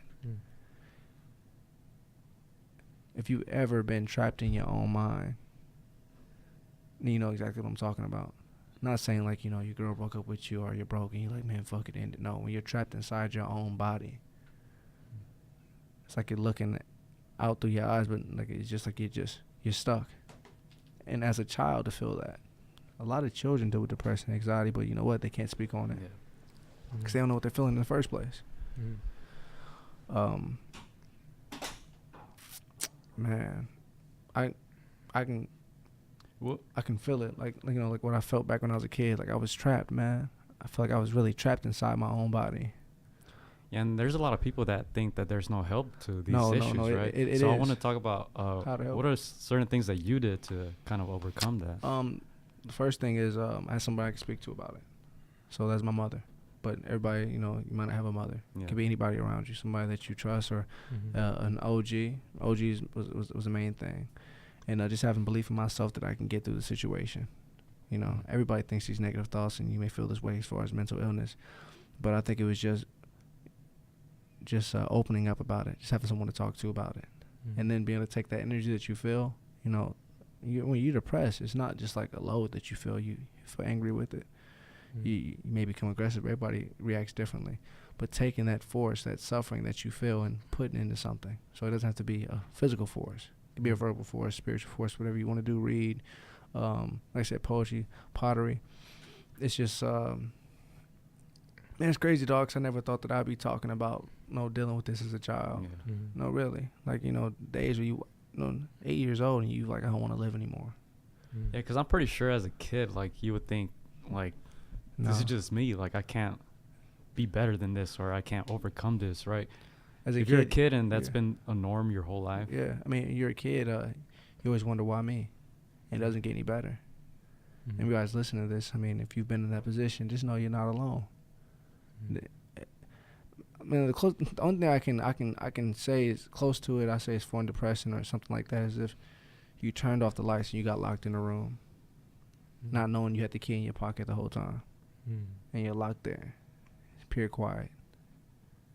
Can't see, can't feel nothing, and to be trapped in your own mind, bro, it's like a nightmare.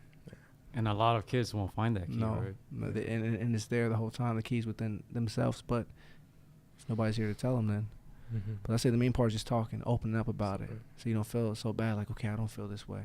Talking about it. I'm not saying it's gonna go away. It's not gonna go away overnight. It won't. I'll be lying to you if I told you that. I'm not gonna tell you, yeah, man, keep on fighting on and keep on. No, life is the hardest fight in life, and it's an ongoing fight until the day you die. Everybody deals with their own illnesses and suffers in different ways. But I mean, it's a fight you're gonna have to fight. Yeah. And the good thing is you don't have to fight it alone. It's not a boxing match. You got a whole army, a whole squad with you. Yeah. No, I just, to me, it's weird. Just encountering you, I'm being like straight legit with you. I appreciate it, man. Because it's almost like you're a glitch. On this, on the sport of boxing. Oh yeah. It's just something that I'm not used to and be accustomed with. I saw Southpaw, I saw all the Creeds, I saw the Rockies. I get it. I see how all the stereotypes comes into the mainstream culture, right? But when I see something like this, like, hey, wait, hold up, like you don't fit the narrative. And I think that's one thing that I take away from just my encounter with you, that I'm just so like, and I'm not kissing ass or anything like that, dude. It's just being straight up with you. I'm just shocked that the energy that you, not when the energy that you give with us, but also the energy you give with other people. And I'm just so sorry. Even like your answer, like regarding what do you see yourself from 5 years, is just totally helping like others. so shocking. Like it's so like unselfish of you to give that type of answer, and it's a blessing to me to see something like that in the sport of boxing, because honestly, that's what the sport of boxing actually needs. Absolutely. Instead of selling out. Not just boxing, but I mean, at one point on this earth, there's an athlete who he spread a message of love, positivity, and a mutual respect, and that was Ali. And now he's gone, and his teachings is dying right behind him. They're dying out. People not talking about it no more. People not preaching anymore. They're not sharing it anymore. So I feel like that's what I come into. Like I said, man, I've suffered a great amount. And I don't know if you watched if you heard the last interview, but I started reading a lot when I started suffering, and I ran across this Martin Luther King quote, and I don't want to read no historic facts or nothing like that, but it said, he said, my personal trials have taught me the unmerited value of suffering. Unmerited means not deserved, means you don't deserve it. He says, as my suffering mounted, I soon realized I could react in two ways, either in bitterness, or I could respond and turn that suffering into a creative force. So I feel like, well, shit, if I'm going to suffer, I'm going to turn that suffering, I'm going to use it to help other people suffer. So I'm going to share my story and get it out there. And I'm sorry, man, I kind of stumbled when you asked me about the mental illness, because it's just like, sometimes these are real reactions. Yeah, these real reactions. It's not scripted. It's not you're not reading off a paper or anything. Not at all, man. You're in Deontay Wilder. It makes me flash back to dealing with that, and the reason I deal with that, I've been staying away from it. But like people that actually know, do you really know what mental illness is? And that's at the age of 6, I lost my father to suicide, and the way I dealt with it, I lost really the ability to read and write. I was able to write before I could speak. I lost the ability to speak too, and then I lost my brother 3 years ago to suicide. It blew his brains out. Seeing him pass away. Not seeing him pass away, but seeing him die slowly, seeing him suffering. The blood coming out his nose, his ears, his mouth, and telling him, like, just let it go. Like, it's all right, bro. And then watching my brother, his last heartbeat, feeling it in his hands. You could feel the life leave their body. You could feel death come into the room. Really, it's a smell and it's a feeling. Dealing with that, a driving man and saying, losing your house, losing the car, your mom putting you out, and feeling like you're not loved, like you're not cared about, like, does anybody give a fuck about me? Feeling that true hopelessness where you feel like it's all or nothing. I don't care anymore. I've been there. So the fact that I've been there, and I'd say a lot of people don't, man, they don't come back from it. I'm talking about a lot. My father didn't come back from it, and he destroyed my life. I hated my father for a long time. I hated him because I was like, you left me. You left me by myself. Me and my 5 sisters. I got teased. I got beat up. Got robbed. I lost everything. But besides that, yeah, a lot of people don't make it out of all these things that you talk about, but most people won't even talk about it. Yeah. So we commend you for even coming up here and talking about this, because that's some real shit, man. It's real shit, but a lot of motherfuckers ain't real no more. Everybody's artificial, Just how we talk about the social network stuff. People look at the highs, but nobody looks at the lows. No, man. I mean, being honesty, I was always told there's not enough room for honesty and emotion in the same room. One got to go. Yeah, I mean, to me, to put it in my perspective with you is you're not going to have a problem knowing who you are because you already know what type of man you are. And another end from it is the fact that you're the complete opposite of Floyd Mayweather. And I'm not talking about being great inside the ring. I'm talking about being great outside the ring. Absolutely. And I think such a contradiction, the fact that your relatives with that family is kind of just... And that's not like to put you against a roast, but that's just to use this as an example. I appreciate it. 2 people who come from the same thing. Yeah. And the lives are just so different. I appreciate it. Like I said, being a product of your environment, that's not always the case. I had every right to be a dope boy, abusive, domestic violence, all that shit. But I chose to be different. I came from the same background Floyd came from, the same boxing background, same blood, same everything, upbringing, everything. But I chose to be different. Yeah. So, it's almost like, the messages are just counter everything you see on Mayweather's, like, social media. People, like, want to be that, but it's all, like, it's all just, like, a facade in a way. Yeah, it is. And it's crazy because I feel like, I don't want to assume things, but I'm not sure if he has peace. I feel like you have peace. And you're right. And I feel like I'm going to walk away this healed a little bit. That's good, with some more peace. I'm happy I could do that. People don't understand the purpose of relationships. The purpose of relationships is to exchange information so that one another leaves better in the way they came, whether that's a man and a woman, man and man, woman and woman. So I'm happy I could do that. Me sharing shedding a couple of tears and sharing pain with you will bless you. And it's just funny you mentioned that because my tenure with my job is coming to a close end in December 21st. And I was talking to a couple of my coworkers, and I was acknowledging that I don't care about the work, honestly. At the end of the day, I don't give a shit about the experiences, given the fact that at the end of the day, all I care is about the relationships I've built, because that's going to stick together forever. Absolutely. Man, relationships, they've made me everything I am. Just random people, dog. Just random from black sheeps in the neighborhood, and just, it's off the wall. But like, I still live in Long Beach. I could have moved to Santa Monica, Burbank, Hollywood. Right. Yeah. All of us are from Long Beach. So I live on 5th and Cherry. Hey. Oh, okay. So there's interesting. I was supposed to move, but I didn't move. I still live in my building because of a homeless man who lives in the alley. I ain't gonna tell you his full name, but his name's David. David was one time 14-0 as a professional boxer from Long Beach in the 80s. Very successful. Big time boxer. David got hooked on heroin, and he's still battling it, still stuck on heroin. He's like in his 50s. Clean Mexican cut guy. You wouldn't know that he was, on dope unless you pay close attention or you knew people like that. But he's in and out of his sister's house, and sometimes he sleeps outside most of the time with his boys, with his gang. Works a job, functioning heroin addict. I still live there because every day I come outside, I see David. And me and David, we talk for 10 minutes, and then we talk for an hour, 2, 3 hours. We have beers with each other. We sit and we talk about life. Every time I see him, every day, every morning when I leave my house at 4:30 in the morning, I have to start my car up. There's a gate that separates me and his car. So when I start my car, I wake him up, and he always says, "Don't be a David. Go get a good run in." When I come back home, he's out there, and I talk to him, and he always tells me, Shows me moves, sticking that body shot I caught Aguilar with. He showed me that body shot. I'm gonna show you guys a video. He's sharp, little Mexican dude. We have life talks. And there's another guy, him and this guy named Sergio. I still live there because of Sergio's in a wheelchair. Sergio's about 47, has a family and shit. Sergio's from Mexico. Sergio got drafted out here. They wanted him to play for the Dodgers. He showed me a newspaper and everything. Carries around with him. Sergio went to a party with some guys. He usually never parties, never drinks, and got shot in the spine twice. Right? So guys like that, I say the unspoken, unfortunate, the unheard. People have stories. They had blessings. They had gifts that you'll never hear about. I feel like I'm the voice for them. And yeah, that's exactly how we feel when we listen to you, because a lot of these topics are things that we won't even think about, right, on our daily lives. Yeah. You never think about it until you're put in that position. It's hard to think that way.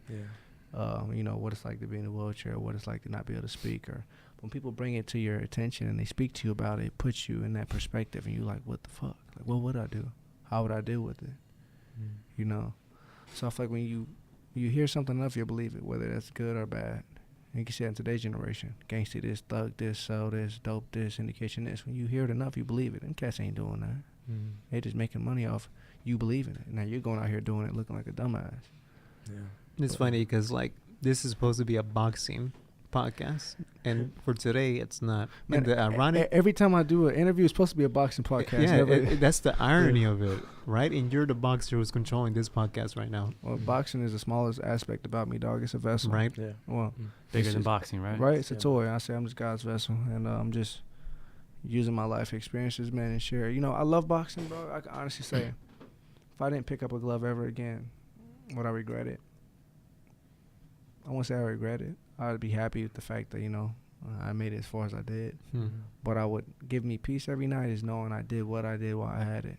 Not 17 fights, but 2 interviews, 3 interviews that possibly changed the world or outcomes. Man, I have my DMs. I still have about 2,000 messages I got to get back to. But I take the time every night. So we got lucky. Yeah, man, really. I take the time every night and I read through them, man. and I send videos back. And people talk about they lost this one guy. He sent a video crying, and it was like, imagine an hour long of Instagram videos. The short videos. An hour long. He had lost his daughter to leukemia.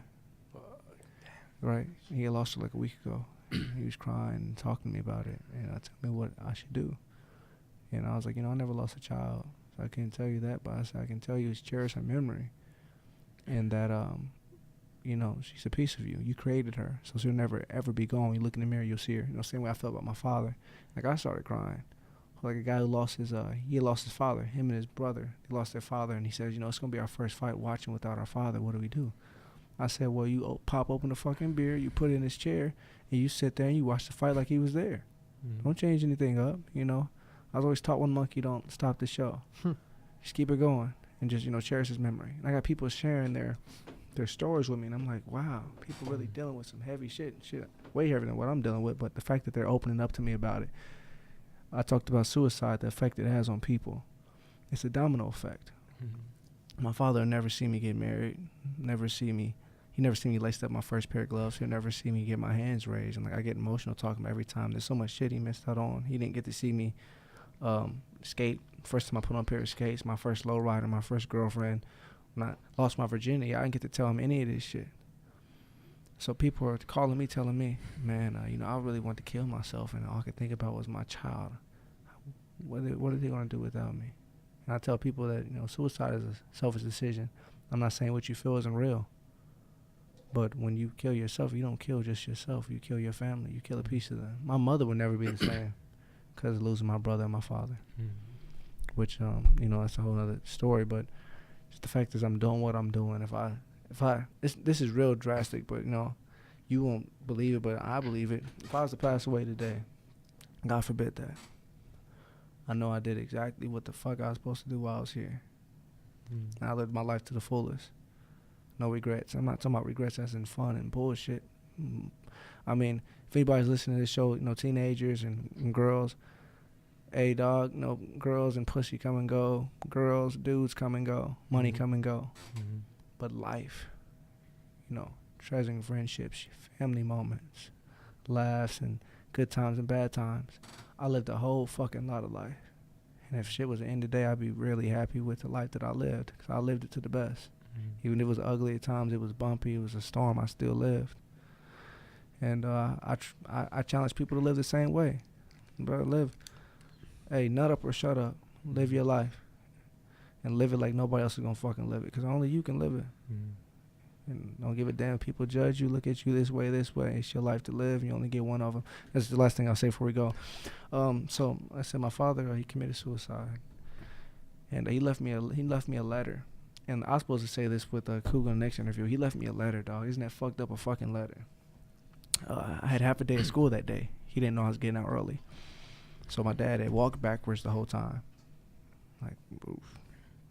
He walked backwards the whole time, looking at me.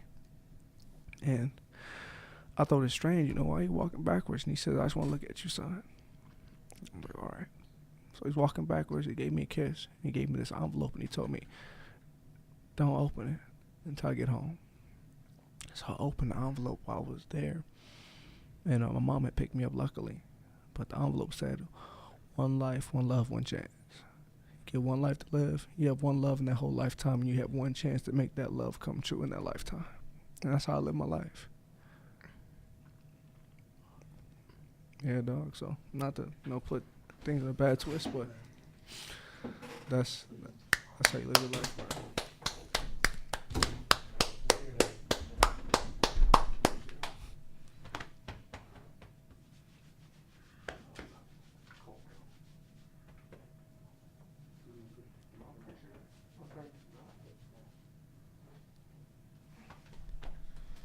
You guys have any last words?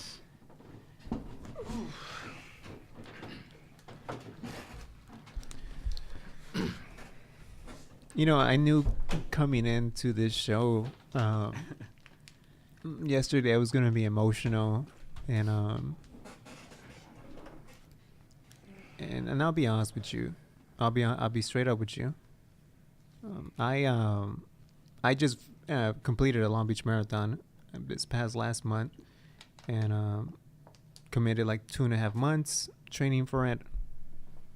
After work, put in 2 or 3 hours, and Chris right here has been bothering me since like March, April, May, June. Hey, dude, like if you want to do ringside commentating, I'm like, nah, dude, I got something personal going on right now.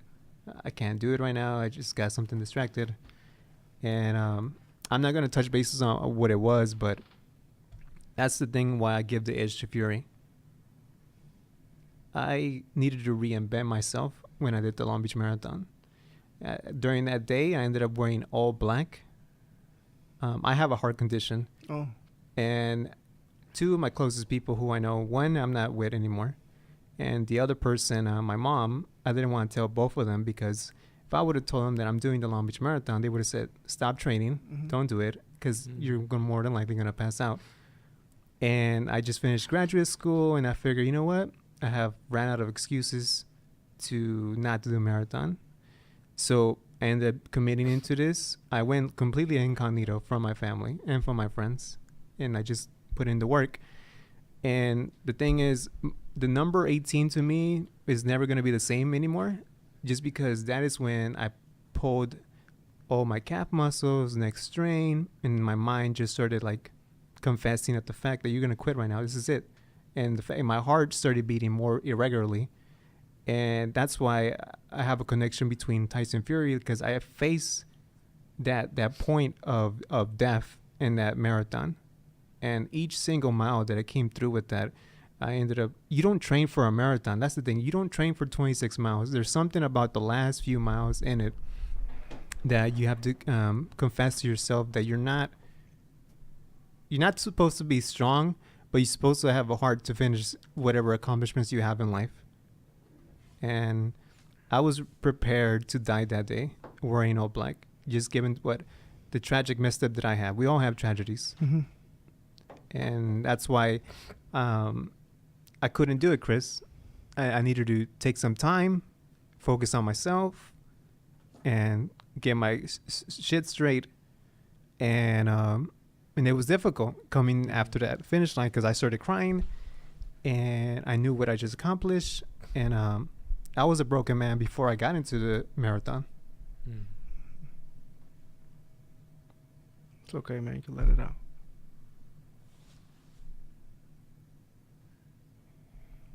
I realize this marathon, you're not talking about the run, you're talking about your life.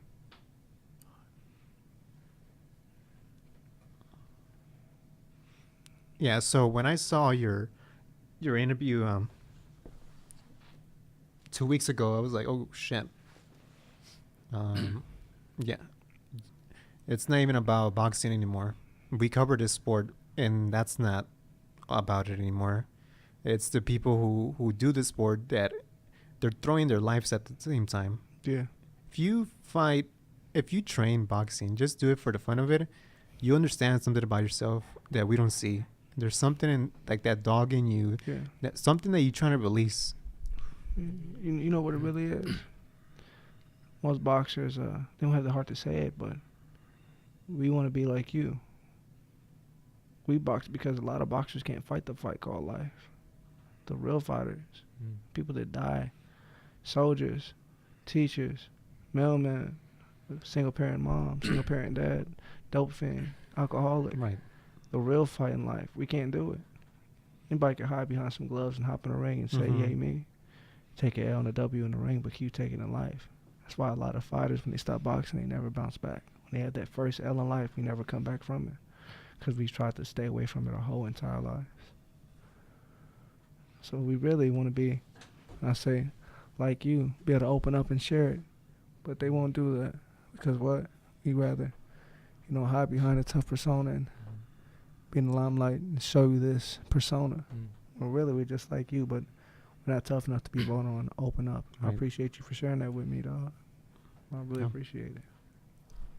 Damn, but I want to thank you for coming on and wearing your heart on your sleeve the way you do. Yeah, for me, my dad used to fight as an amateur amateur. And I remember he would try to, he would want me to do the same, and I was just so scared, man. It was a scary sport. It's cool, man. It's one thing to be scared and be nervous. That's where courage comes in. I'm always nervous. I'm nervous because boxing, there's no telling what the fuck could happen. The outcome is so crazy. Being scared, it means you never overcome your fears, and it stops right there. And I could tell, man, him, wherever the fuck he was dealing with, he was scared. He was really scared. I can tell he was scared. Whether it's what will happen, how people will view you, wherever the case was. Yeah, I don't. But courage, man. After the marathon, I don't give a shit about death anymore. Absolutely. That's why he's gonna live his life to the fullest. People that live their life to the fucking fullest, dog. When you lose everything, you're not afraid to lose it again. And you realize the shit that you lost, it doesn't matter. Only thing you care about is life in general. Don't care about cars, clothes, money. You know what? From the dust we come, the dust we return. So fuck it. I'm gonna go anyways. I'm gonna live my best life while I can. You feel me? Yeah. It's deep. People don't like to deal with it, but I mean, when you get to a point where you're like, I don't care if death comes today or tomorrow. Not no fuck it, like I want to kill myself point, but you're like, you know what? I'm gonna die eventually. So since that's the case, I'm gonna live my life to the fullest. Yeah, I'm gonna be following you as long as I do this. And I think it's gonna be a pleasure watching you, because it's not that you're gonna be influencing my life, but you're gonna be influencing the world, whoever's watching you and listening to you. So it's been a hell of a pleasure.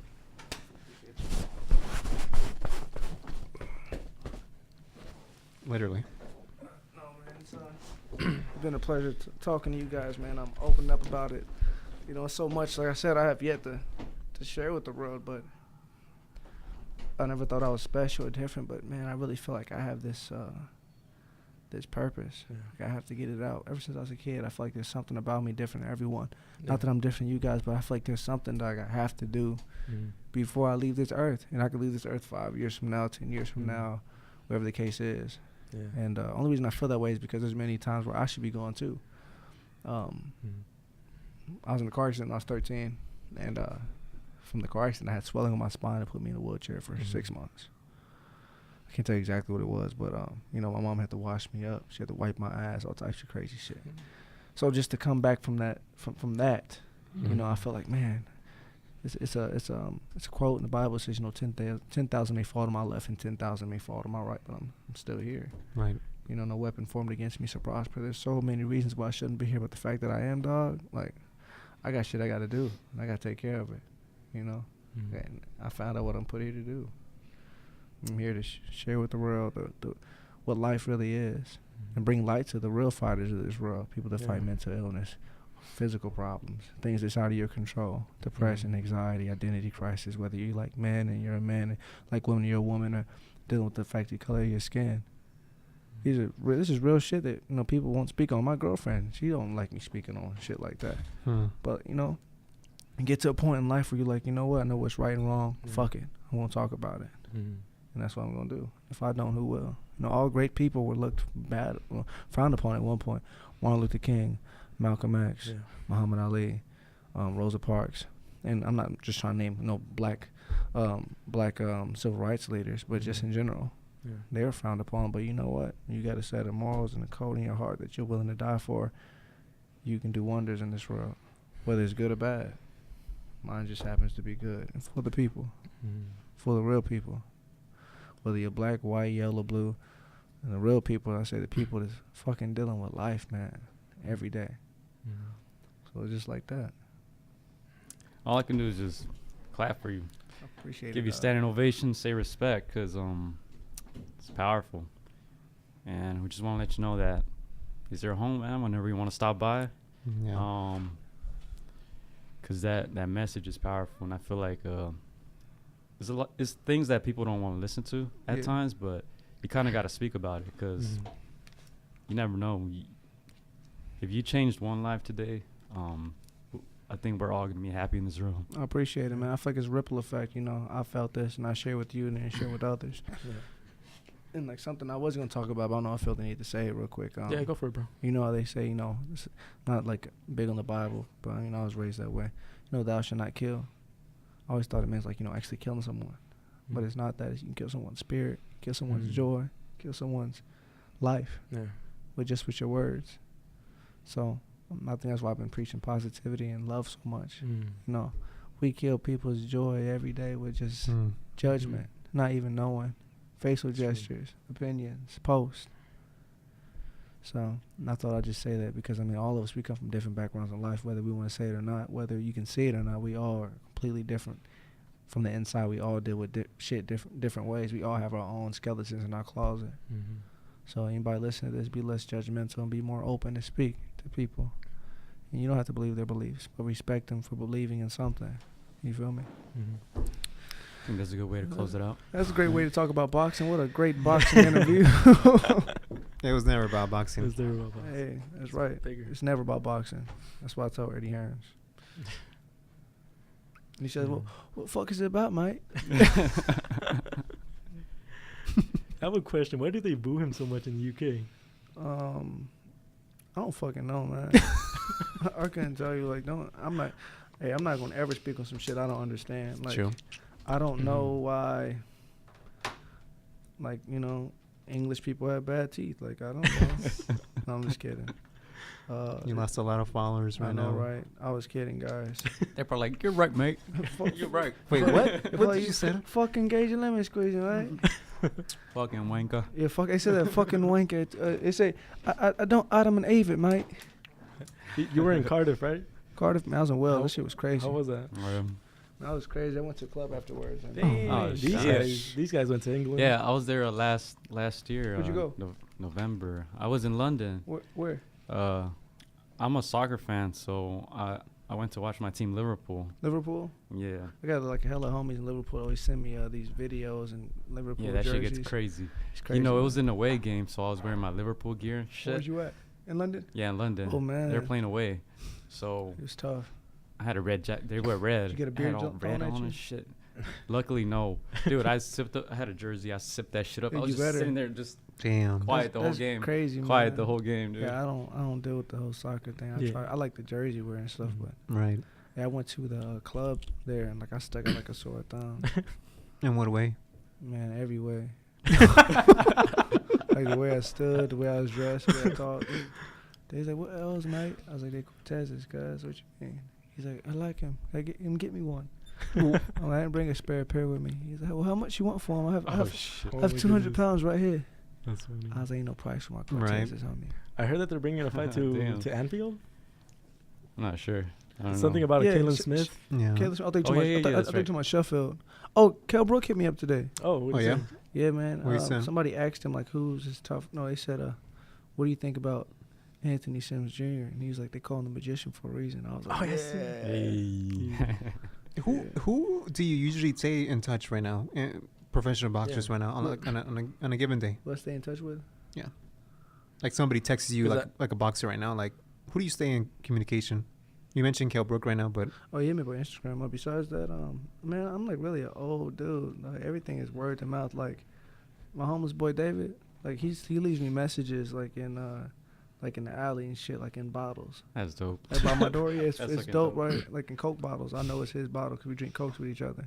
But like, I like rather like I wish I had a fucking pager, dog. I hate phone conversations because you don't know what somebody's thinking, what they're saying, who's around. Right. But you speak to somebody face to face, like eye to eye, you be like, yo, that's true. Homie's full of shit. So I mean, I see people I talk to every day, man. I won't say I speak to boxers. It sounds really bad, bro. I speak to like homeless cats and dope fiends more. I speak to anybody every day, like on a daily basis. Like they know where I'm going and where I'm headed. Like they watch my car at night, all types of shit. Like they wake me up. Like I'll be hearing shit and they like throwing rocks and be like, Anthony, somebody's by your car. He won't leave. So I go out there and it's like somebody actually bought my car. I'm like, yo, get up out of here. I don't live in the hood or nothing like that. You know, I live in a decent area, but it's just like those are the people I talk to. Those are people I was raised by.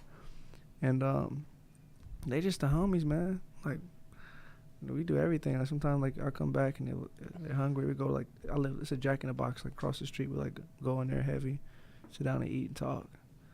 And those are the homies. What do you get from Jack? I don't get anything. I get like an Oreo milkshake, but no, they usually want like this grilled chicken sandwich. My boy David, he likes a grilled chicken sandwich with the curly fries. You stay away from that stuff, right? When you train. Man, be honest, dog. I mean, you get like elite, yeah, but it ain't about what you eat. It's about when you eat it. So I eat that shit. Okay. I eat honey buns. Like I love honey buns and donuts, bro. Yeah. I got some in the freezer right now. What did I set after the marathon? Was it 8? 4 pieces of chicken and. Hey, tú sabes, cabrón. Chips, right? You said chips. Oh yeah, and to all my Latin followers, gracias para todos los latinos. Viva Mexico, Cuba, Puerto Rico, Guatemala. You look a little Cuban. He's actually Mexican. He just doesn't speak Spanish. Anda way. Yeah, there you go. Anda way. No. So Anthony, I have a question. What's happening? Who asked this question? I did. Okay. So there's gonna come a time where you're gonna have to use this Batman that voice. soft voice. Anthony. I'm losing my voice. He tried to sound like a man. I'm getting sick. Wow. I'm getting sick. So there's gonna come a time where you're gonna fight somebody that's like polar opposite. That's gonna bring the best out of you. Yeah. Are you looking forward to that day then? Yeah. I think it's already happened. You're gonna meet your matchmaker. My mother. We got a chancla. Yeah, my mom, boy, the first time I got a bloody nose is from her. No way. Bust me. You know, Latina women wear like 5 rings. She bust me in the nose. I was like, what the fuck? But yeah, man, I'm looking forward to that day. Did you make the 10 count or no? No, man. I said fuck it. I'm looking forward towards that day. The day it'd be like, you know, I find my kryptonite. But that'd probably be, you know, I have that tough fight, and that'd probably be like, you know, the fight where it's like it's my going out fight. I don't want to do this for forever. I feel like I have so much more to do. Boxing's my way of getting there, but I don't want boxing to kill that much time either. Yeah. You know, I'm talking about like, you know, traveling the world and not just doing shit like, you know, everybody needs, you know, to help in Africa and fourth world countries, things of that sort. But like people down the street, it's random. But like I was watching this interview with Ali, and they said Ali just walking to random places just to talk to people. Yeah. And you don't realize how much that, you know, that can make somebody's day. I was at the gym when I was 6 years old, and Sugar St. Mosley walked in there, and he told me, you're gonna be great. And I told him this like a year ago, and he was like, I don't remember that. Yeah. It don't fucking matter. It's the fact that you did that. Yeah. So I feel like, you know, my greatest achievement in life is not going to be a championship or a title. It's going to be a person. The effect. A little boy or a little girl. It's going to be somebody. Like I said, I might not ever meet them, but they're going to see and hear me. That's all that matters. Ali, he never met me. When he did meet me, he was dead. I went to his funeral. and he passed right by I passed right by the car, and I touched the car. And I felt like that's all I needed to do. I knew right then and there, like, okay. He passed me the flag. Maybe Sugar Shane Mosley. Sugar Ray Leonard and Ali. Floyd Mayweather's not in that category. And as far as for the people, anybody right now for the people in the United States? No. So that's where I come in. And the world, man. It's a takeover. I got fans in England, Switzerland, Russia. I got people that send me shit. I got to put in Google Translate to read it. It's just a ripple effect. The crazy thing is I'm trying to fulfill my purpose, right? And you guys are getting to this, so this may be like my new little gang or something. And you guys are interviewing me, right when I'm hitting out, but people didn't pay attention to me, give me the time of day. They didn't give a fuck if I was eating alive, what the case was. So I'm going to remember this with you guys, and hopefully we create something like the Latino Dream Team or some shit. Yeah. There you go. Oh, what are you talking about? Yeah, he's fucking gringo. What you mean? See? Come on. No, it's funny because I was telling them throughout the podcast, there's something about certain fighters that you can respect them, but it's hard for me to become a fan. Like they have to have like that charisma, but something good, like that good nature, that the good heartedness. Previous and these guys know, like previous fighters that that I really enjoyed them as boxers and as people have been Triple G and Sergio Martinez, because they just have that. Sergio, I'm sorry about what I said to him, dog. Martinez? Yeah. Oh no, that's a different guy. My fault. Oh no. It's something about that aura, that that charisma, but where they just give out this. Oh, I thought you said Sergio Mora. No. Yeah, I know what you're saying. It's the energy they give off, Yeah. And that's what I've been trying to do. I try to make the energy I give off contagious, and to people. It's nothing better than you feeling bad and somebody makes you feel good. And I have that ability no matter where I go. I give people smiles and jokes, and I appreciate it. You being a boxing fan, if I can make you want to watch fights like Ali, people watch Ali's fights all across the world. Stuck to glass, to the fucking TV. If I can do that, not just for boxing, but just in general, I'm happy I can do that. So like you said, Mosley talking to you, it kind of reminds me of when Ali talked to Tyson. Yeah, when he got in the ring and told him, whoop Larry's ass. I'm talking about some other time where Tyson was younger. He was like 13. Younger? Oh, that's dope. And Ali went to his gym and like, oh, you guys are gonna be champs, and like Tyson kind of believed it. That's why I said words, man, make or break you. Words, like I said, the tongue is very deadly. You can create life in someone or just tear it down. So the fact him saying that, he planted a seed inside me that just flourished with each other champion. Mike Tyson told me, you're gonna be great. Lennox Lewis, Evander Holyfield, whether they're lying or full of shit. Have you met Mike Tyson? Have you wanted? Yeah, me and Mike Tyson are good talk? friends. Yeah, he's good friends. Me and Mike Tyson are good friends. Who else am I good friends with? A lot of old people. Mike Tyson, he's a really good friend of mine. He remembers my name, my mother's name. Zap Judah. Me and Luis Arias are really close. I say a lot of fighters, though, we don't see eye to eye because I'm not a materialistic person. I don't care for the limelight. And that's all they're thriving and driving for. I wear and do and say the same thing every day, so I don't really fit in that category. Yeah. You say you trained out of the Kronk for a while? I trained out of Kronk. I was in Armenia when I found out that Manny died. Manny Stewart. Yeah, Manny died. So anybody that watches me fight, I wear Kronk trunks, not because I'm still part of Kronk. I'll always be a part of Kronk, but I wear it because of the legacy of Manny has to live on somehow. And his own, some of his own fighters don't wear it. You're the guy too. You are the guy. I feel like it. I feel like I was going out for a lot of big fighters, like Roger Mayweather. I was with him right before he got to the point where he's at now. Right. But I spent a lot of time with these great fighters before, these great coaches, these great people before it was too late. So I feel like they all passed me in the torch in one way or another. That old school funk, boxing, personality, and just this vibe, this contagious vibe in general. It's like it's all them living through me vicariously, and I'm just spreading it, man. Some days I don't feel like myself. Like I feel like I'm somebody else. Even songs, it's scary, man. Even like songs I hear and shit, it's scary, dog. Some songs I'm like, how the fuck I know this song? Right. Old stuff or places I recognize, things of that sort. But I'm on a mission, man, and I don't feel like there's a man that can stop me, not necessarily because of my skill, but because of God's will. If it's his will, it's going to happen, whether you want it to or not. Like, you know, if it's God's will, you go bald in 2 years. It's gonna happen. You want it. No more Romeo Santos haircut. You're done. Yeah, but hopefully we see you in action soon, man. See me in action, bro. Before my next fight, I'll be right up here talking to you guys about it, chopping it up. Absolutely, man. Sure. Yeah, bro. Man. I'll bring some Modelo.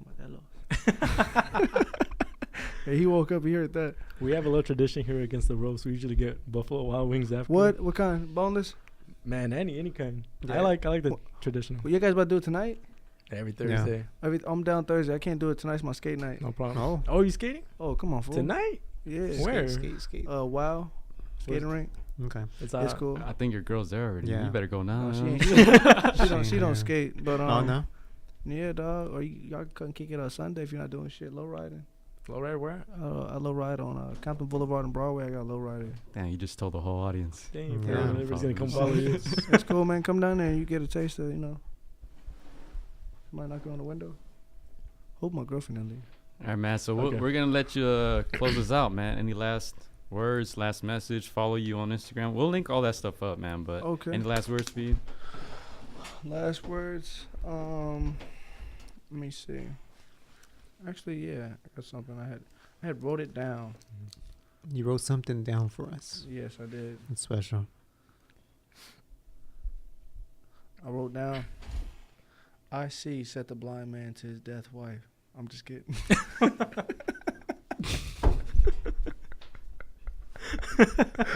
I did write that down, but it wasn't for this.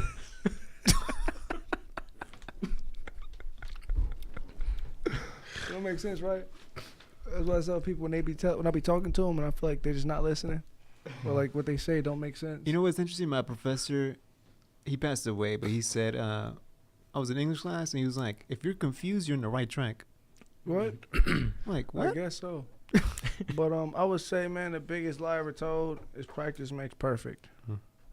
Practice doesn't make perfect. Practice makes permanent. Whatever you practice is what the hell you're gonna do. So if you practice it right. That's anything in life. Damn. Oh yeah, and if you're wrong, it's okay, cause you know a broke clock is right twice a day. You're not always gonna be right. You know, so you're gonna be wrong a lot of times, but as long as you get it right, that's all that matters. True. You heard that from the magician. Anthony Sims Jr. Antonio Montano Morales Tup Rodriguez. Oh, my middle name is No Me Diga Que No. Damn, you're gonna go dancing there. That's what's up. Yeah, brother. It's a better nickname than Joy Sinclair. Oh. Joy Sinclair? We'll tell you off air. We'll tell you off air. Is it bad like that? Es el Against the el ropes, primo, number one. el primo. We out. Oh, okay. I got you. Against the ropes. Against the ropes, number one. Freddie Roach. Thank you very much.